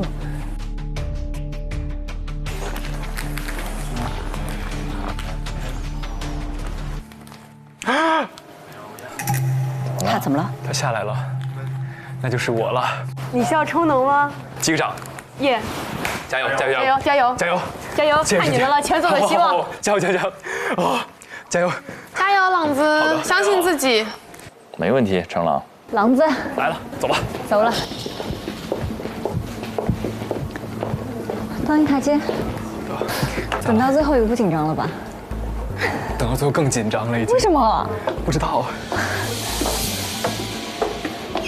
叶老师，这是我们今天的最后一位实习生。你好，我们刚才见过面了。对，刚才见过面。您吃过了吗？我吃过了。要不要吃点东西？因为我怕待会儿我们可能这个头脑风暴的时候吃点东西的话转得更快。看来你还准备了一些很尖锐的问题是吗？没有，因为我也想吃，刚好我们一块尝一下。好，很松弛。这是缓解紧张的手段吗？没有。你不紧张是吗？刚好。哇，这么松弛，还得吃东西。他刚才问易老师有没有吃晚饭，然后给易老师点零食。和他之前的紧张形成强烈的反差。其实我上来之前挺紧张的，但是我上来之后我就觉得也没什么可紧张的。因为我是最后一个嘛，因为我有充足的时间去准备我的一个采访提纲，但我觉得其实我现在更想去把我的采访提纲扔掉，然后我们做一个就是简单的聊天吧，就是与其说是一个访谈。为什么你不满意你的采访提纲？一部分吧，但我觉得我更想的是我用当下现在最真实的状态，我不想想着那个稿子，我就想跟你聊天，而不是说我去问你问题、采访你，然后从你这儿获得我可能曾经听过的答案。所以我现在决定把这稿子放下，然后我们就这样开始聊。完成了，我们可以开始了啊！3、2、1，好，说话。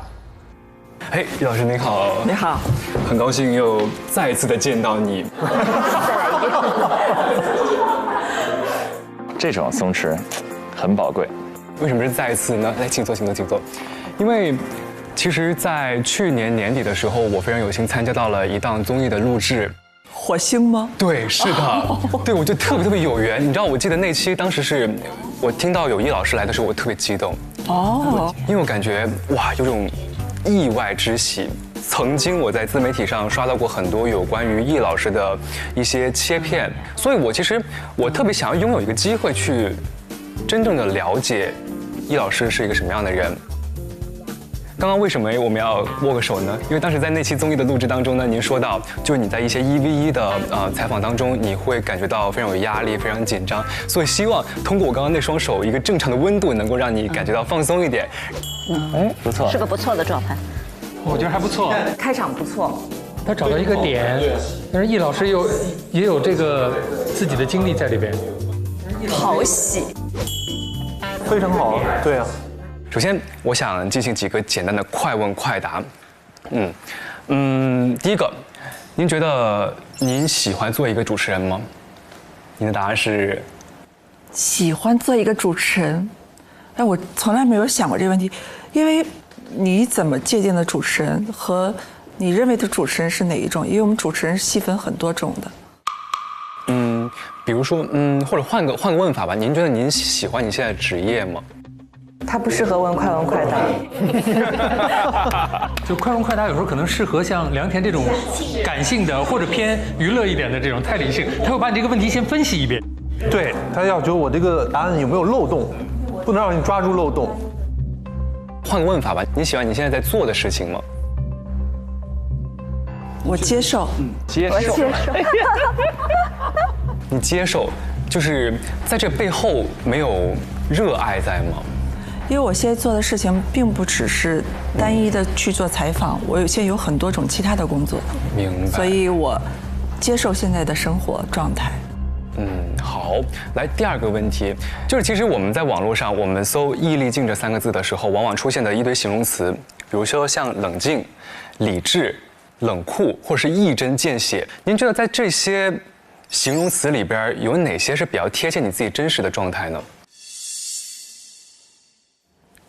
我觉得可能都有点儿，因为人是复杂的，因为人是圆形的，它不是一个切面，它可以严肃，也照样可以有趣，这不矛盾。那你觉得还有什么说漏的吗？就是网友对你就是说的一些形容词，你觉得你自己还想给自己加什么样的形容词在自己身上呢？其实人是不太了解自己的，人了解自己是很难的。那我觉得我可以给你一个答案，我觉得是漂亮。谢谢。对。他要问什么？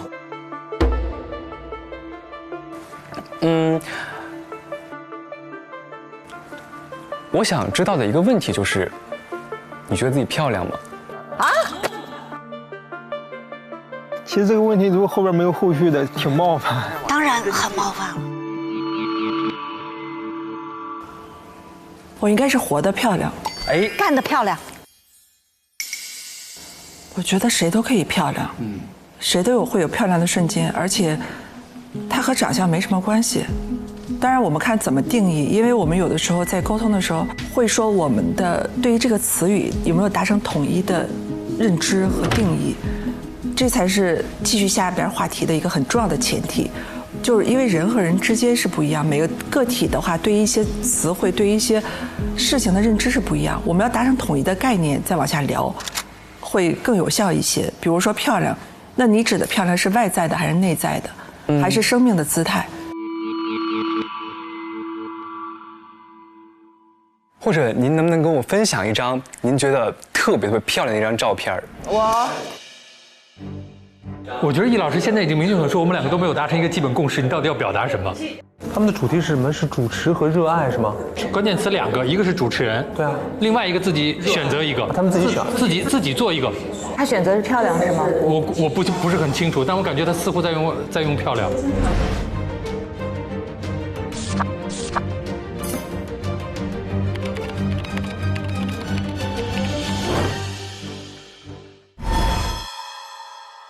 因为我觉得我特别想要通过这次机会，我去了解更多关于你的故事。对，其实我特别想看到你过往一张你觉得你特别满意、觉得特别漂亮的一张照片。这要怎么呈现给他呢？拿出手机来给他找吗？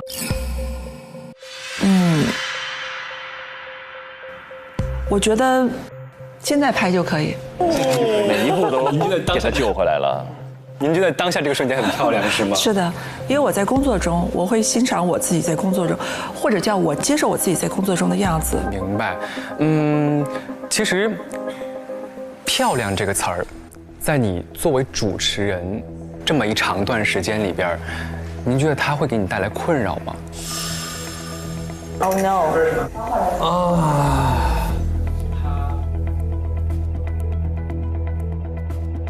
他是什么意思？你想说有容貌焦虑吗？是吗？我都心疼易立竞了，不可以这样，我觉得。为什么揪着一个这么专业的媒体人玩命问人家外貌的事情呢？我觉得易立竞困扰了。我在出镜之后的话，没有考虑过这个问题，因为我知道我在做什么。我在做的是采访，我要输出的是内容。我知道我是专业的，因为坐在那个位置上的时候说，你首先需要考虑的是你的是否专业，而顾虑不到说你的形象。其实我出镜之后的话，在做主持人的时候，我更多的是焦虑我的内容。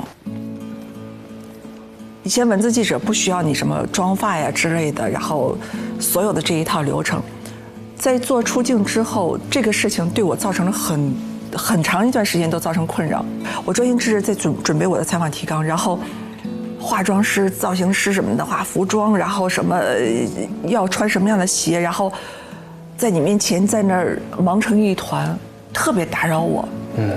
我就是跟这件事情和解，其实花了我很多时间。我有的时候我说出过这样的话，我说这不重要，我说我提问的不好的话，我采访的不好，就你打扮的再漂亮又能怎么样呢？因为对我来说专业性很重要。易立竞在努力的捕捉，帮他再往下挖掘这个关键词可以有的纵深。但是你坐在镜头前的时候，你需要面对镜头，面对观众，然后你周围的团队的话，他们也有他们的职业和他们的职业要求。你需要完成你的工作，你也需要配合别人完成他的工作。那个不是在做文字记者，不是单打独斗，它是一个团队的工作。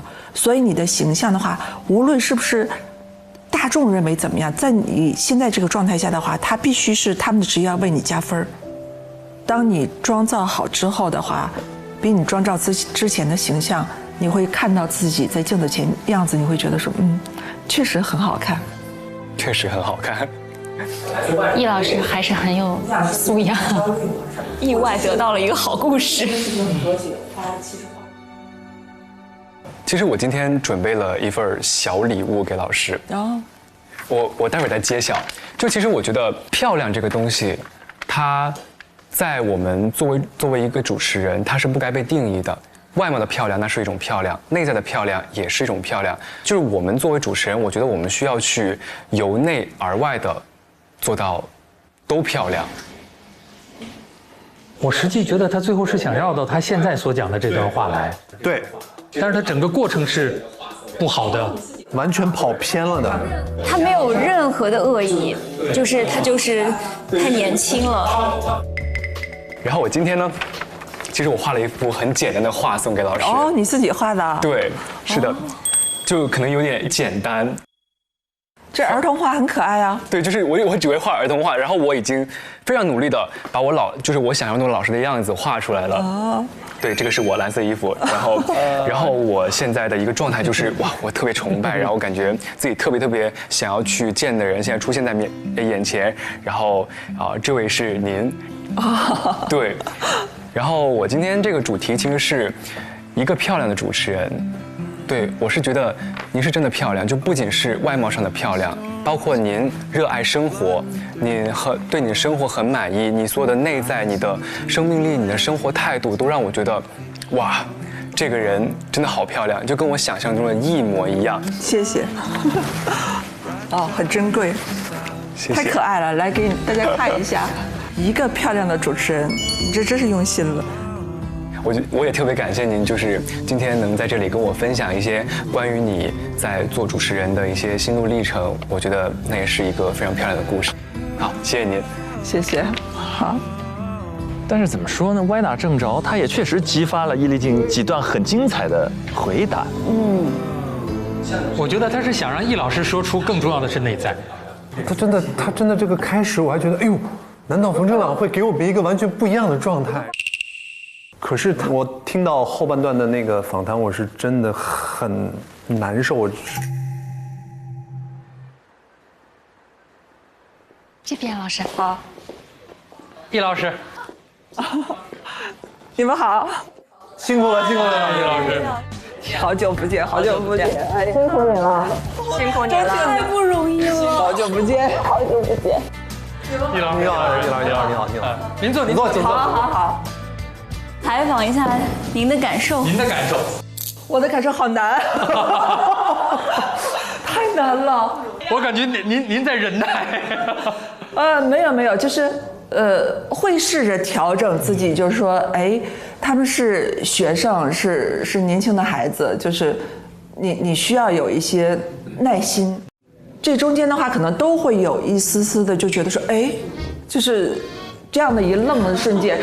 哎，然后他大3，对，真的就是这样瞬间。哎，然后，但是就是稍微又回来，就是他大3，我就一直在提醒自己，我一直在，你知道，就因为我的累就在于说，我一直在提醒自己说，哎，他大3，然后他新人，然后他那个什么，他在努力了。我觉得他们几个是用了不同的路径，就是在跟我建立连接。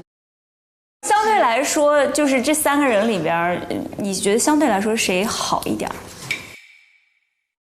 我觉得从整个场能力，反倒是冯承朗。他其实一直在试图做的是那种连接，然后他只是不知道那个度在哪儿。对，分寸感不好。对，他那个度不知道在哪儿。他的内容里头的话，他内容是错的，方向是错的，但是他的那个情绪和他想要链接的那个主题，它的完整性，和他试图去找到的那些情绪的东西，它是完整的，在我感受到，就是标准不一样。我在面对他们仨的时候，我就在想说，这个时间段内，然后说哪个能调，哪个能调到能调哪方面。我其实想的是这个问题。理解。对。谢谢，辛苦了。谢谢易老师。张希老师和白许老师说啊，我们都对易经老师发生了改观。刷短视频刷多了。我都是看您长篇节目的。好难，你们更难了。我们还要再待一会儿。对，你们继续好不好？难题留给你们。拜拜。好，易老师再见。拜拜。复盘了。这个很重要哦，因为我们待会儿投票，很多线索在里面。我们来评一下每组的情况。2个组的第一要出来，因为他们是有相应的拿到积分的，以及2个淘汰。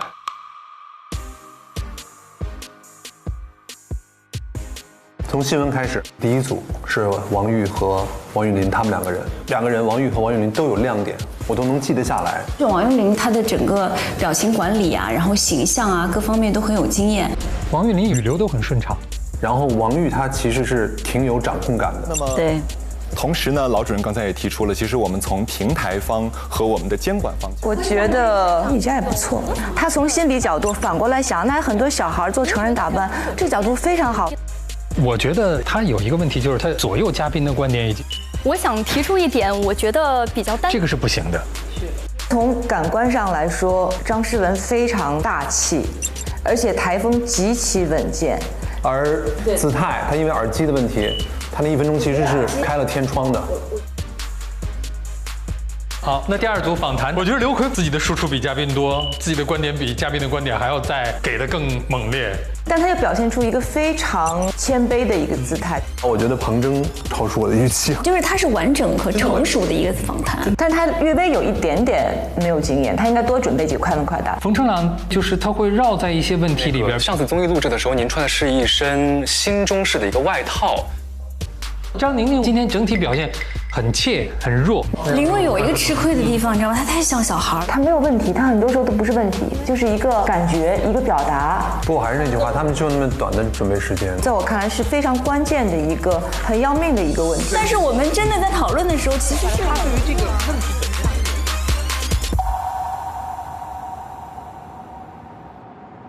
先简单聊一聊我们刚才看到的这一趴对伊丽静老师的采访，3位实习生的表现，好不好？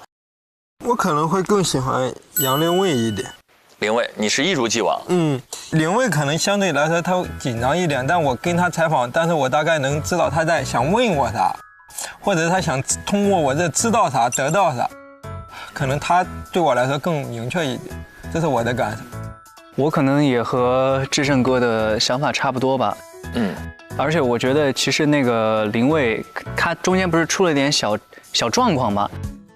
但是他很好的在那个状况当中又进行了一些调整，然后后面问的问题也越来越好，而且我觉得他后面问的问题是能让嘉宾能够互动起来的，而且也是非常具体实际的问题的。是的，我也是觉得这个杨凌卫，首先觉得他跟之前其他的选手不一样，是我觉得他的声音特别的温柔，这也是他自己的一个特点，他非常没有攻击性，他非常甜美的声音可以让你放下防备。然后确实是刘奎和这个程朗，他们2个会陷在自己的这个执着的这个概念词里面被框住禁锢住了，就是会有一些生硬。子琪呢？我觉得其实我挺喜欢刘奎的感觉，松弛感。对，他的就是大大咧咧，然后很单纯的那个感觉。但是他在做这个采访的时候吧，给我的感觉就是他被采访束缚住了，太用劲了，太用力了，是有眉毛都在用力，全脸。对，我觉得可能出发的那个位置不一样，有点。但是我觉得他如果改变了这个观念，可能会更好一点。对，就能调回来。我其实同意你的说法，我觉得刘奎是有潜力的。因为大家都是新人嘛。对。所以多看2遍自己的访谈，我觉得会有改变。有潜力。确实，他是有好奇心的，而且他能记住很多的细节，像他给伊丽静老师泡了茶那些的，都是很拉近好感的。今天我们得先做出我们的职责，我们要做出推理，2组各自第1名是谁？我们需要一个答案，一个名字。我觉得我们是不是达成一致了？已经一致了。我们先从近的开始，好不好？人物访谈组5位，大家觉得谁拔得头筹？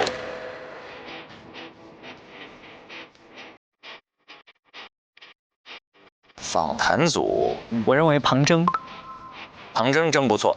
候选人庞征，就是那个旁观者清。旁观者清，第1名确实是庞征。对，有没有人对庞征构成挑战？我觉得凌卫可能稍微有点挑战，但没挑战下来。但庞征就像全林老师刚刚说了一样，已经可以是上班了。行，那这组我们先来投票吧。觉得庞征是这一组第1名的，请举手。6票，全票通过。好了，那然后是第1组新闻播报组，这一组稍微有些久远，我们可以回忆一下。我选诗雯，我也是，我非常坚定的选择加一。哇，诗雯真的棒，大局风范，他没有什么失误，而且一直在带着猴子态，然后叫3个方向上都稳妥，还有领导力，有现场的控制力可是单独播的这位雨佳，其实前半段表现得非常好，但是有一个小小的瑕疵在提问的环节。那这一轮我们也完成投票，我们认为播报组是第1名的张诗雯，请举手。呵，又是全票通过。咱们现在加油团真是卡的整齐，就是我们是一个团结团。那接下来我们选举一位，推选一位，好不好？哪位在我们的名字上盖上印章？李沁是不是我们的飞行嘉宾？哦，是的，是的。既然是飞行嘉宾，我们让李沁来投上这一票。很荣幸第一期就加入大家。然后 ，OK。漂亮，好了，那接下来我们一起走入今天的最后一段 VCR， 看一看最终的导师选择结果。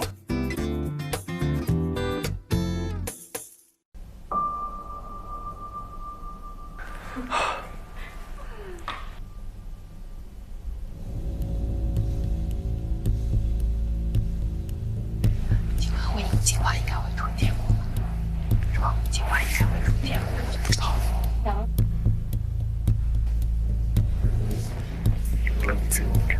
有点紧张，张吗 ？Take it easy 啦，放轻松。诗雯很淡定啊，你这么优秀。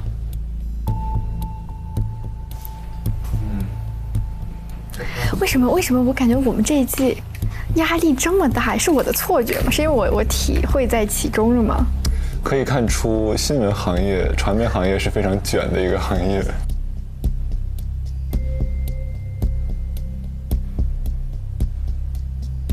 哎呀，还好没让我们选淘汰的人，对，我觉得压力太大。好了，好了，是吧？好，鲁豫老师，我们去宣布吧。白老师。哦，出结果了。来了，老师们出来了。好，久等了，辛苦了你们，辛苦了，哇，辛苦了。一见面就公布排名啊！10个人起立，8个人留下。哎呦，坐吧，坐吧，大家坐吧。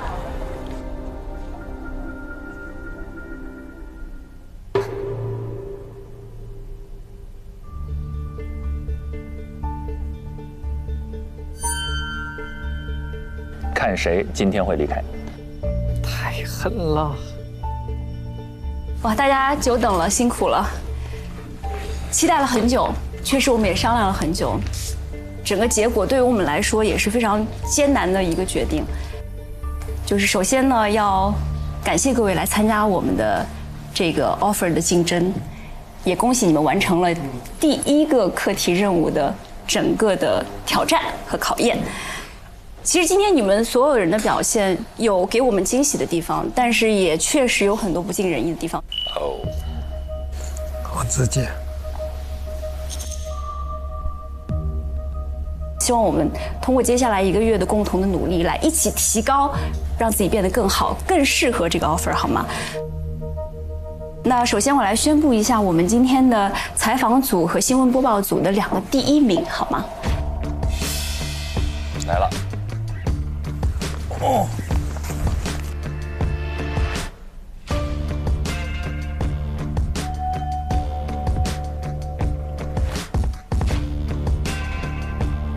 那我们新闻播报组第1名是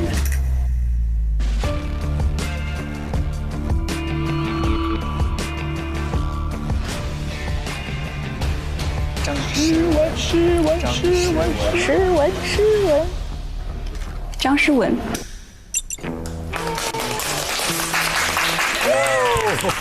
哇，厉害厉害，灯亮了一半了。这是我们4个人共同的意见哈，我可以代表我们4个人一起来宣布这个结果。我觉得像张诗雯好什么？她的主导性非常强，他们准备的时候我就看得非常清楚。诗雯上来就说我们5分钟先看稿子，到了几点钟我来提醒我们再看下一部分。咱们先一人看5分钟稿，然后再连线这个。6点整我叫你。哇，好细致。他有一个对于节目整体的一个掌控。包括实际上子泰问的第2个问题，诗雯给到子泰的。我觉得你就是问影响，抓住一个细节来问。这样显得比较严肃一点。对吧？对，你就问影响未来会怎样发展？其实咱们是一个思路。OK，专业。他对于这个问题本身，他是有一个思考的思路的，是有一个逻辑的。而且这个逻辑基本是对的。那么其实，在这个过程中，我也想到了一个问题。那么在童装去发展的这个过程中，会不会给原来的女装发展带来一些份额，去挤占他们的市场份额呢？对，世文连线是不错的，他的问题比较简单、直接、明了，这个非常难能可贵。对，这是个专业性的一个体现。然后基本上是指向很明确，但会有一个相对开放的一个表达，我觉得非常好。我觉得他可以一致同意。各位老师好，我叫张诗文，我想让自己成为一个媒介，让我身体的所有部分成为表达本身，让我的所有经历，我见过的天地众生一一流过我，以识乾坤大，犹怜草木青。太棒了。然后我们采访组的第1名呢？来吧，旁观者清。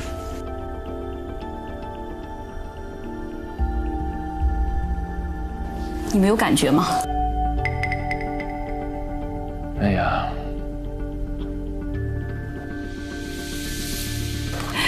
恭喜庞真，恭喜庞真！第一盏灯亮了，也要恭喜我们第1盏灯旗开得胜。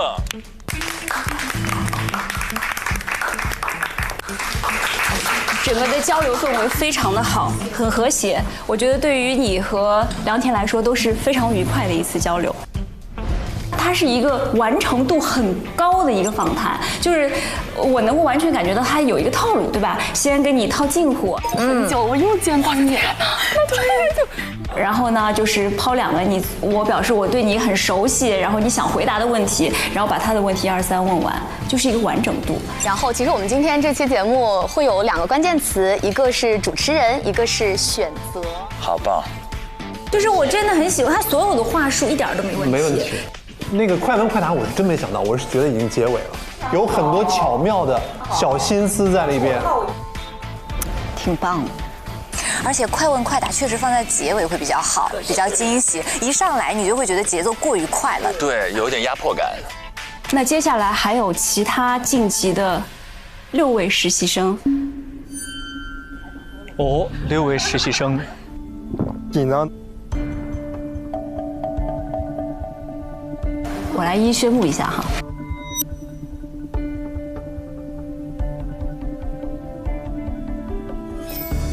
侯子泰，侯子泰，侯子泰，侯子泰是留下了对吧？第3个晋级。但是我必须要说，今天你们几位老师觉得他的表现怎么样？太松弛了。啊？师姐，我在等你读 A。我好像听不清耳麦的频率。我也是，我这耳麦掉了。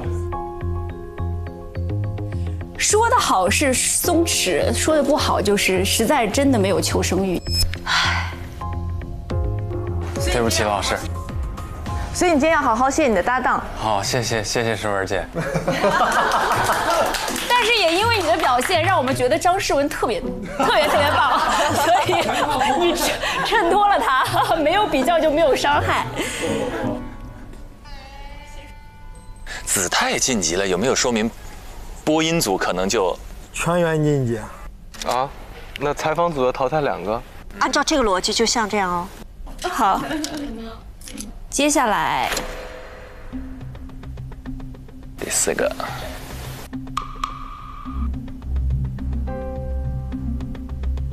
哎呀，我该先说谁的名字啊？看到你们的眼神。杨林卫。林卫。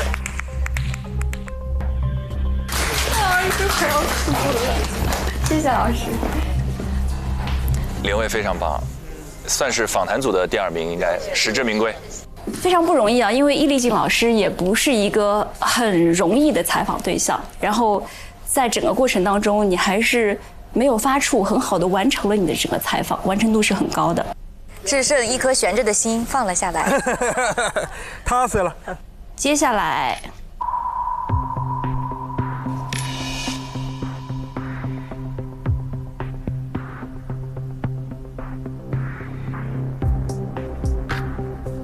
王玉。哦，王玉确实也不错。第一组的2位应该是稳的吧？对对。因为王玉林感觉表现的比王玉还要好。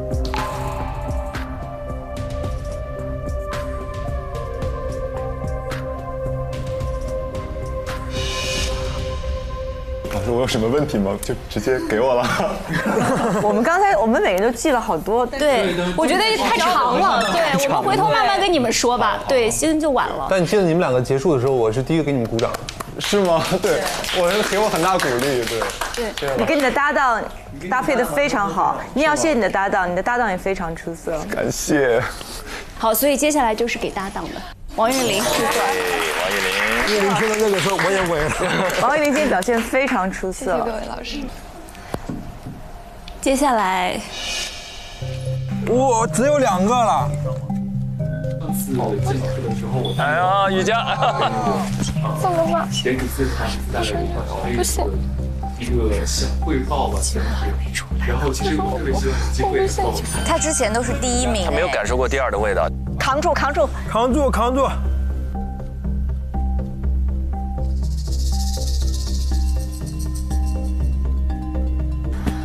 他担心他的后半段。瑜伽。接下来，李雨佳啊，真的吗？耶！哎呀，高兴了！谢谢老师。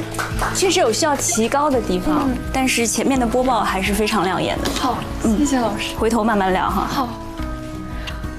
播报确实播得特别好。好，接下来，刘奎、程朗、宁宁。哎呀，这3位，只剩最后1个了。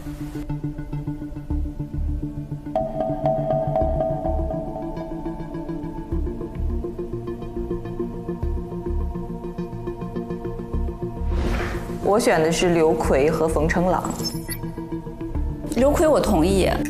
我觉得刘奎犯了做访谈的几乎所有的大忌哦，自己的输出比嘉宾多，他所有的声音都是含在嘴里的。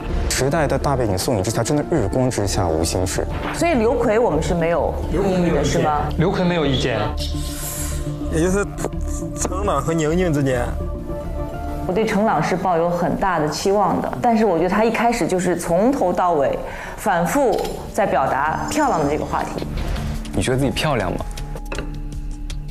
我觉得一开始我会觉得有一些完全不着边际，到某些程度我甚至认为不是很得体。我听到后半段的那个访谈，我是真的很难受。我真的就只要他绕开这一个坑，他只要绕开这一个错误，那就是另外一个评判标准。那我们就可能会得出不一样的结果。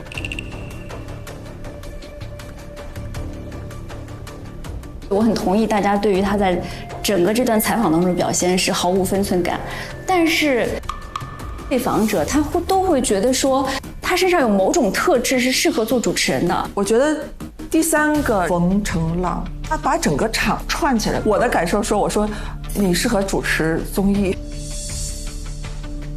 他的那种阳光和放松感是有演员的，是讨喜的。我同意你说你把他放到某个地方，他的形象可能是讨喜的。但他今天这段访谈，他真的触犯了一个在我看来是非常关键的一个问题。这是激烈辩论。对。你觉得张宁宁适合做幕前工作吗？我看她的简历，我非常喜欢她。我觉得这是一个非常有头脑、很有思考力的孩子。做编导肯定没问题。我觉得她所有的优势和她的发光点，在她面对镜头的时候，其实都发挥不出来。你说的很对。不适合大屏，尤其。今天整体表现很怯，很弱。宁宁其实本来也没那么好。但是有人反衬出来了。对，在这一波，他可能从我这儿来说，可能侥幸过关了。我说冯程朗，如果这个访谈是在5分钟、10分钟内收，其实他不差。所以我是很失望的。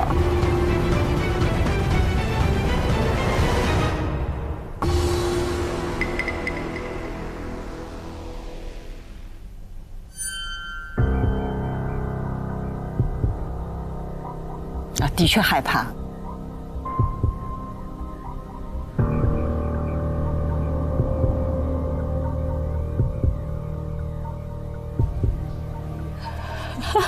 冯晨朗，冯晨朗。冯晨朗和宁宁并没有说谁绝对比谁好多少，但起码冯晨朗他至少出来的前5分钟，我是觉得眼前一亮的，超出预期的。因为他年纪最小，他面对易立竞这样一个前辈的时候，他反而显示出了一种不寻常的淡定。他的那个情绪和他想要链接的那个是完整的，在我感受到。我们从一个表达者的角度看潜力，我可以做到粤语、英语和普通话3种无障碍交流和沟通。钢琴对于我来说可能就是一个加分项。它是双语播音，还没有到英语的环境呢，它的优势。我就喜欢站上舞台的那种感觉，我也非常享受，就是在幕后的每一个瞬间，就只要让我做件事，我觉得哇，好开心啊！也很真实，有这样的形象配上他的性格，其实还蛮讨巧。张宁宁不适合去采访别人，可能更多的是适合自己去表达。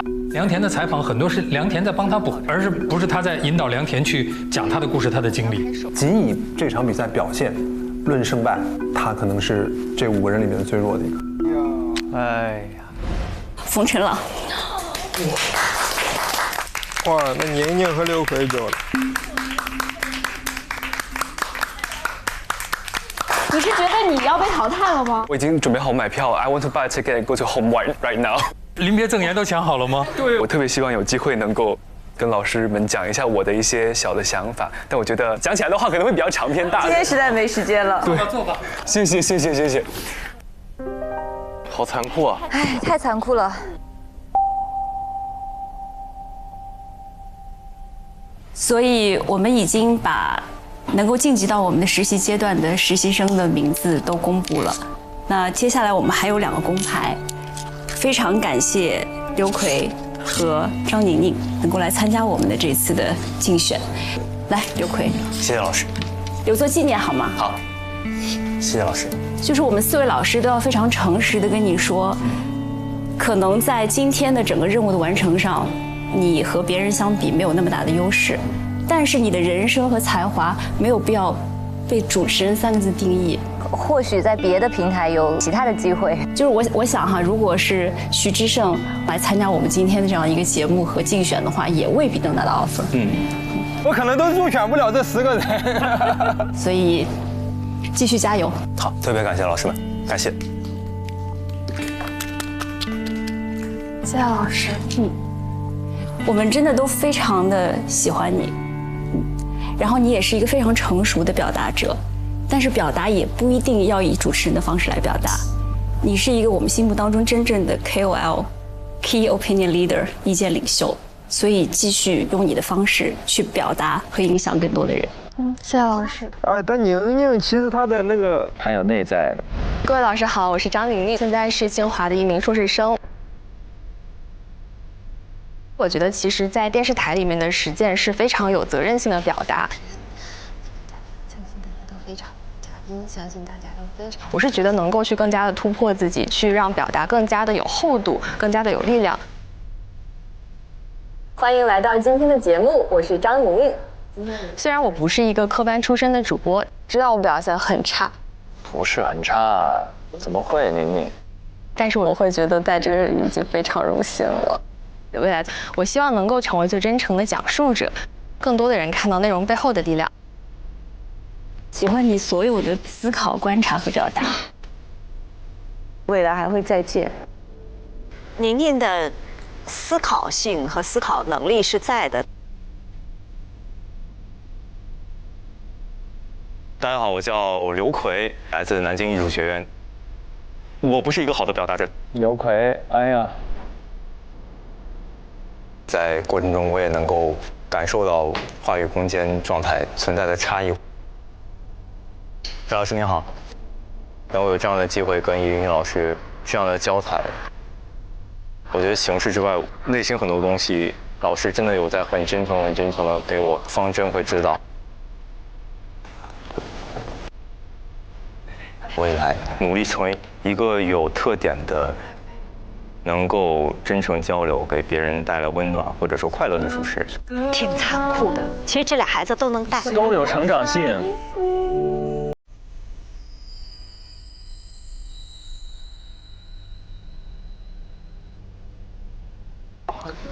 哇，有人欢喜有人忧，所以要抓住每一次机会，感觉。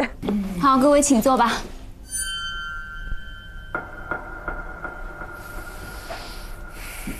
现在要正式欢迎大家进入到我们东方卫视的这次的实习。其实我们已经见过很多面了，但是还是要正式的和大家自我介绍一下哈。我是东方卫视的主持人、制片人陈晨。我第一次进这个楼就在2002年，那一路我也主持过各种各样的不同类型的节目哈。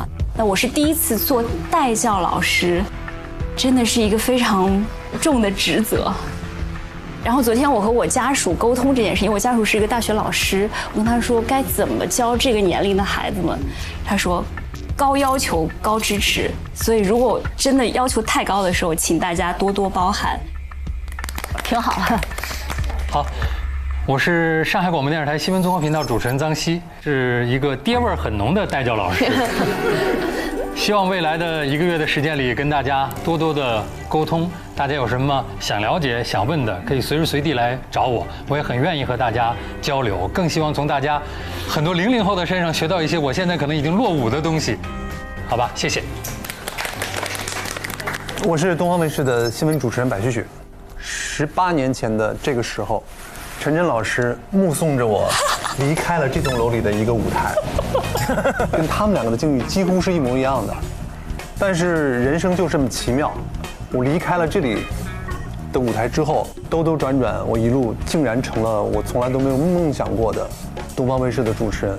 好家伙！所以你们今天在这里，不管最终有没有拿到 offer， 你们人生都开启了全新的一页。所以要充满信心，好好利用这1个月。如果专业的知识方面需要求教的，找他们3个。我能教给你们更多的是我的经验和感受。所以我们接下来1个月加油努力，希望你们最终都能得到一个全新对自己不一样的认知。两位隆重介绍一下我们本次的特邀带教老师。资深媒体人、著名主持人，你们看着他节目长大的鲁豫老师。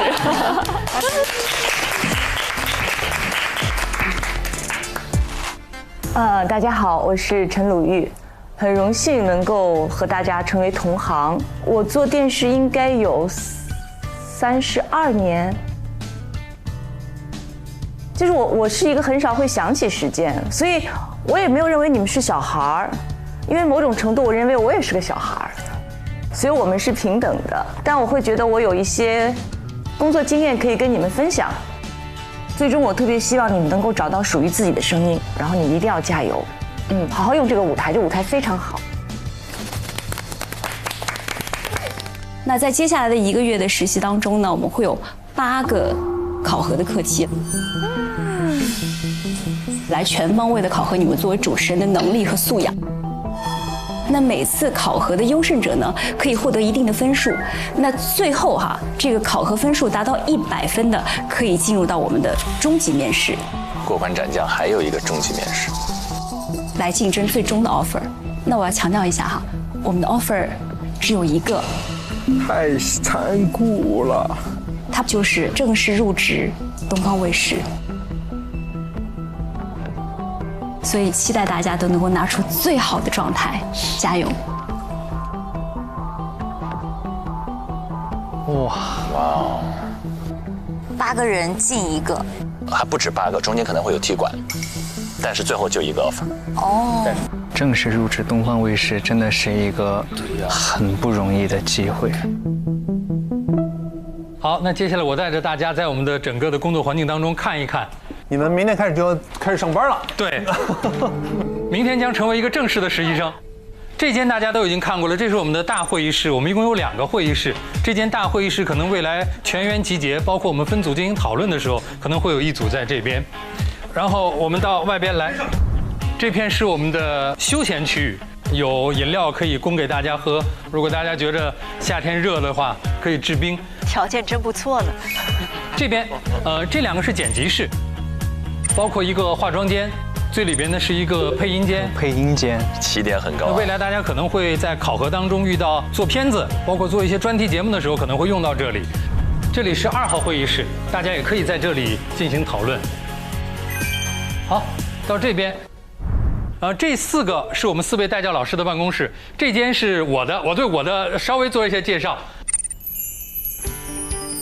哇！因为我这几年来台里的所有的这种航天报道都是我负责策划、主持，我还有一个自己的航天自媒体号，所以我这种航天的东西非常多。如果大家有兴趣的话，进来跟我聊聊航天也是可以的。真爱，他是真爱。这边第2个办公室是白老师的，我就不用介绍了，反正我们的门永远为你们敞开，随时进来，随时聊天，随时参观。这是陈晨老师的办公室。陈晨老师最特别的是他有 AI 3D 人工智能金鱼。哇哦！这个金鱼大家可以去塑造它变成一种你没有见过的鱼的形象。这间是鲁豫老师的办公室。因为我喜欢在地上待着，所以我专门申请了这样一个角落。然后这些书是我自己的，你们要是平常没事的话可以来看。然后有一些是新闻采访相关的书，这个是我经常会看的，你们到时候可以来看。那个叫 Audition Barbara Waters 的这个。老师也喜欢木旦吗？哦，我喜欢。然后毛尖老师，因为过2天要跟他有个访谈。然后说这边书你们都可以看，我带大概有20本书吧，在这边，你们没事可以过来看。好的，好吗？谢谢老师，谢谢老师。好，这一片是大家的。我也好喜欢，我最喜欢的是。真的，我也很喜欢。但是跟你来借一下书，没问题，你可以看，看完放回去就好。好。那这一片是大家的办公区域，现在大家每个人都选一下自己的工位吧，我们就确定一下。挑工位时间，熟悉的选工位。大家来选择一下。那我选这儿吧。我做亮堂一点的地方吧。我跟你一起吧。那我就选这里了。哎。哦，这是哇哇，我们的新朋友是哇哦！大家好呀，我是百世渴望能量基地的特约主持人百世蓝宝。滴滴，检测到新鲜能量上线，好多人啊！这是我的好搭档，超会整活的百世酷宝。希望未来你们也能在这里找到属于自己的渴望。大家随时可以来找我玩。从今天起，我们就是并肩作战的渴望同盟啦！好，让我们一起努力吧！加油！加油！对了，还有一份神秘惊喜，有请我的好朋狗登场。哎，在那儿不？哇，一只机器狗哎！这是我们的入职礼物吗？哇，没想到还有入职礼物。谢谢谢谢谢谢。哎，里边还有一个小盲盒。百世酷宝罐，哎，谢谢你啊，百世酷宝。希望你们每个人都能在这里开启属于自己的闪光时刻。祝大家实习生活充满渴望，满载可能。哇哦，那我来跟百世蓝宝碰个杯吧，干杯！那就祝大家实习快乐，耶！好，那就这样。好，大家都选好了自己的工位，那今天时间已经不早了，大家尽早的去休息，明天就正式开始我们的实习的生活。才过了1天嘛，感觉好漫长呀。这20-20天、20-30天下来，这孩子们得蜕变成什么样啊？希望大家养精蓄锐，好好休息之后，拿出自己最好的状态，在未来1个月都能够有所成长，好吧？如果有什么问题，随时随地可以联系我们。好，那今天就到这里。谢谢各位老师，谢谢各位，谢谢。明天见，明天见。回吧。辛苦老师，辛苦，大家辛苦。老师拜拜，一起熬到了这么晚。辛苦老师。回吧。没事，我跟他聊2句。好的。我今天看他表现完之后，想跟他聊2句。来，坐。好。我们就这么做吧。对。在针对性的。你是不是对今天自己表现不满意？哇。哎呀，说到这我有点想落泪了。其实我今天会觉得，就是我，整体的状态，我一下来我就会觉得我应该表现的比今天表现的更好，而且我也觉得我可以做到。我跟你说，你今天整个播报非常的好，极其松弛到位，包括你的语气、语音、语调，就是你是真的在表达和交流。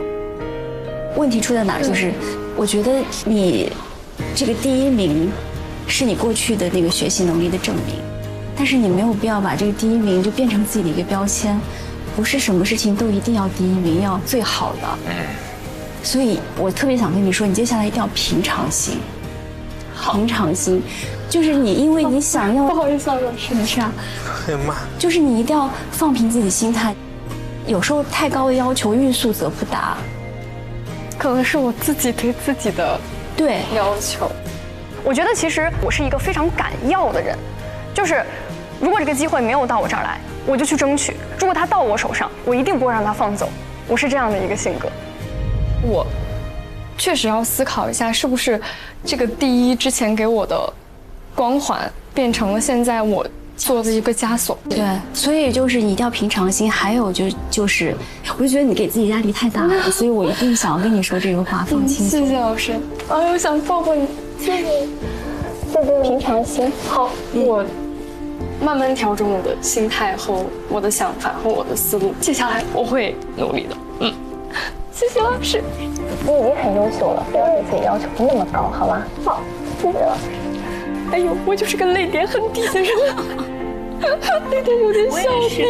我也是。哎呦，挺好的，今天是一个非常好的经验，对不对？对，我觉得这个事情当中去寻找新的力量。对，我觉得我要早点体验这个事情，然后之后才能知道，要不我得一直错下去。就是您这样一点拨我，我就知道接下来该怎么去改了。没关系，社会一定会教育你的，时时早早会有这一刻。但是我还是希望你能够放松，并且就是不要因为这个事情又妄自菲薄了，还是知道自己很优秀，没有配不上这个牌子。谢谢老师，那我先走了，老师拜拜。太棒了，于姐，好苗子。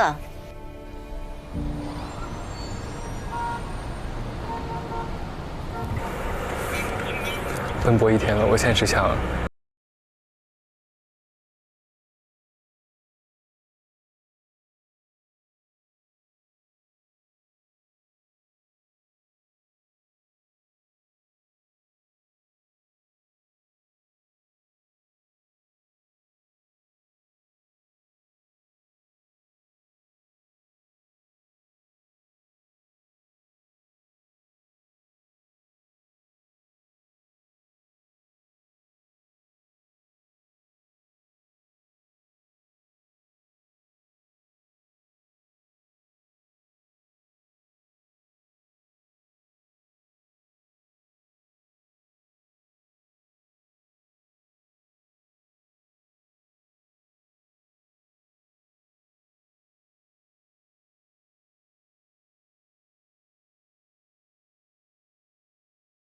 真的是就是初遇皮毛，但是已经要说再见了。这个真的，这个伤感的音乐怎么会从第1期就开始响起？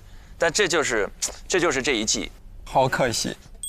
但是不管怎么样，我们首先为自己鼓一次掌，好不好？恭喜我们加油团，第1期推理成功，2位我们全部命中。接下来我们要请百事酷宝为我们点亮本季第1个渴望灯牌。哦，看看。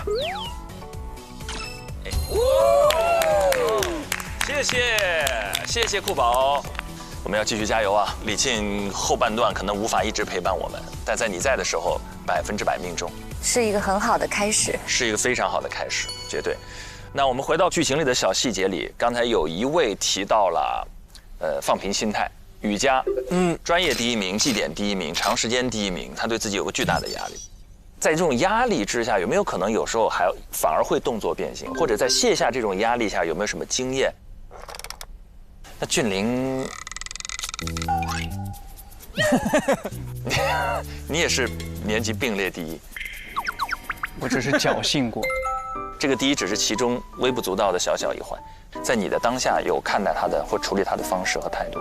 我因为一边要学习一边要工作，我其实本人还是非常焦虑的。但是什么时候就放下来了呢？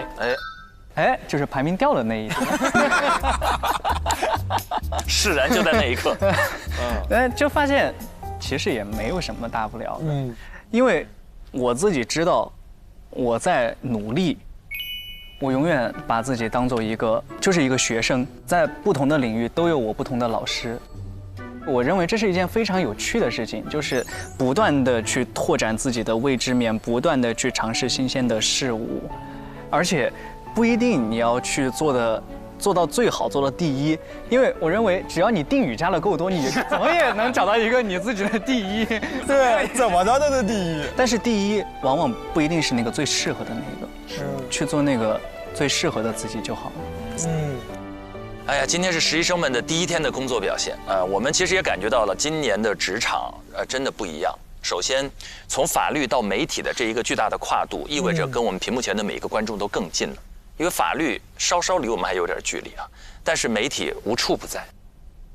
想问全林老师有个我自己内心的问题，这也是今天这一整期最打动我的一个瞬间，其实是刘奎。虽然他特别这个反客为主的絮絮叨叨了很多他的哥哥亲人对新闻理想的坚持，但是那种絮叨之间还有一种很袒露的真诚。是喜欢还是信念还是热爱？是信念。因为有这么多年轻的孩子们奔向主持人的岗位，那未来可能整个传媒行业面临着巨大的变化。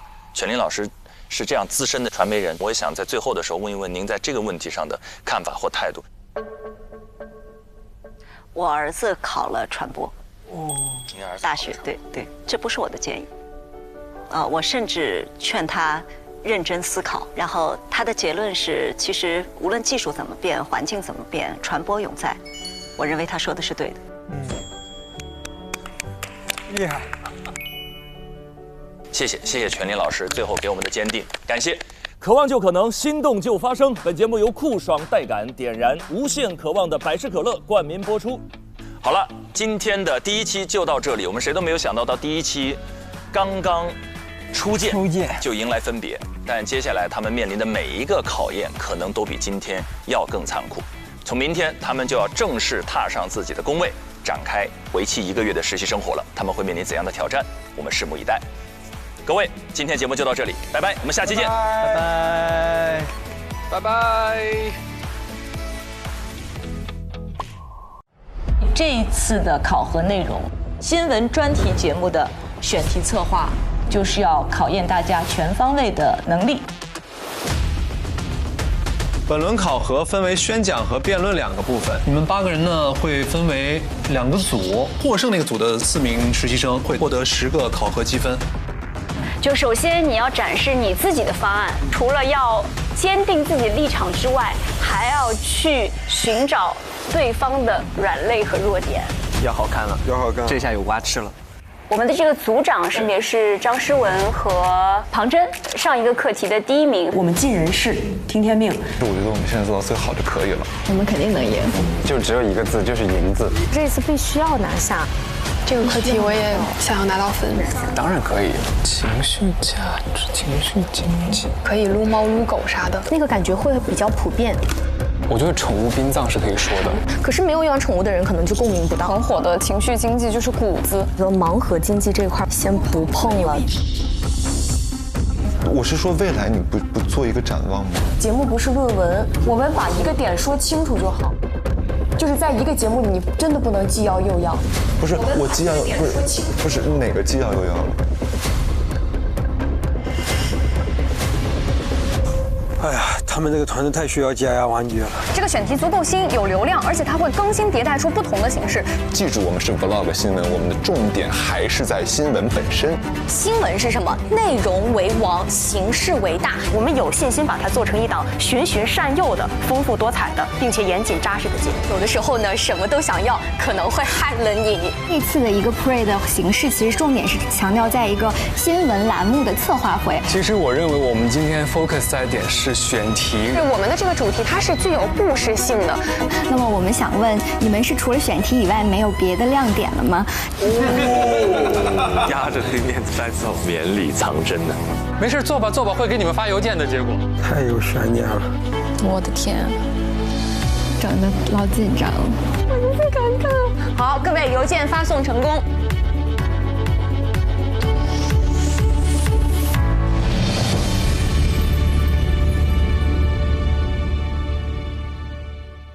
渴望就可能，心动就发生。本节目由酷爽带感点燃无限渴望的百事可乐冠名播出。华为全新旗舰平板电脑 MatePad Pro 5G 强光炫光，轻松大手笔。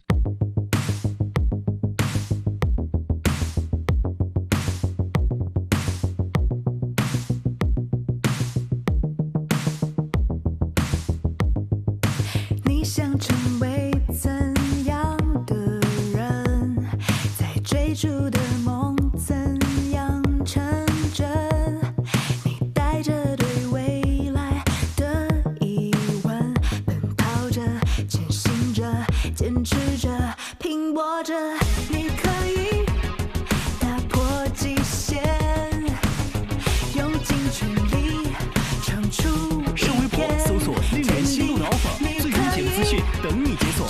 上微博参与令人心动的 offer 话题讨论，选出你看好的主持新生，见证最终 offer 的诞生。上微博带话题“令人心动的 offer”， 分享出面篇名场面。更多节目精彩资讯尽在新浪娱乐微博综艺、新浪综艺。上新浪新闻客户端搜“令人心动的 offer”， 看节目更多精彩内容。百度一下你就知道，上百度 APP 看百度热搜 ，get 更多热点内容。独家中文百科合作伙伴百度百科，上百度搜索“令人心动的 offer”， 精彩内容尽在百度百科。上知乎搜“令人心动的 offer”， 解锁更多精彩讨论。上前程无忧51兆，收获心动的 offer。9月12日起，周五、周六12点 S VIP 更新，19点 VIP 更新，会员抢先看一周。周日12点 S VIP 抢先看加更版，19点 VIP 会员专享，享更多精彩内容。周一12点 S VIP 抢先看衍生，陪你看 offer，19点 VIP 会员专享，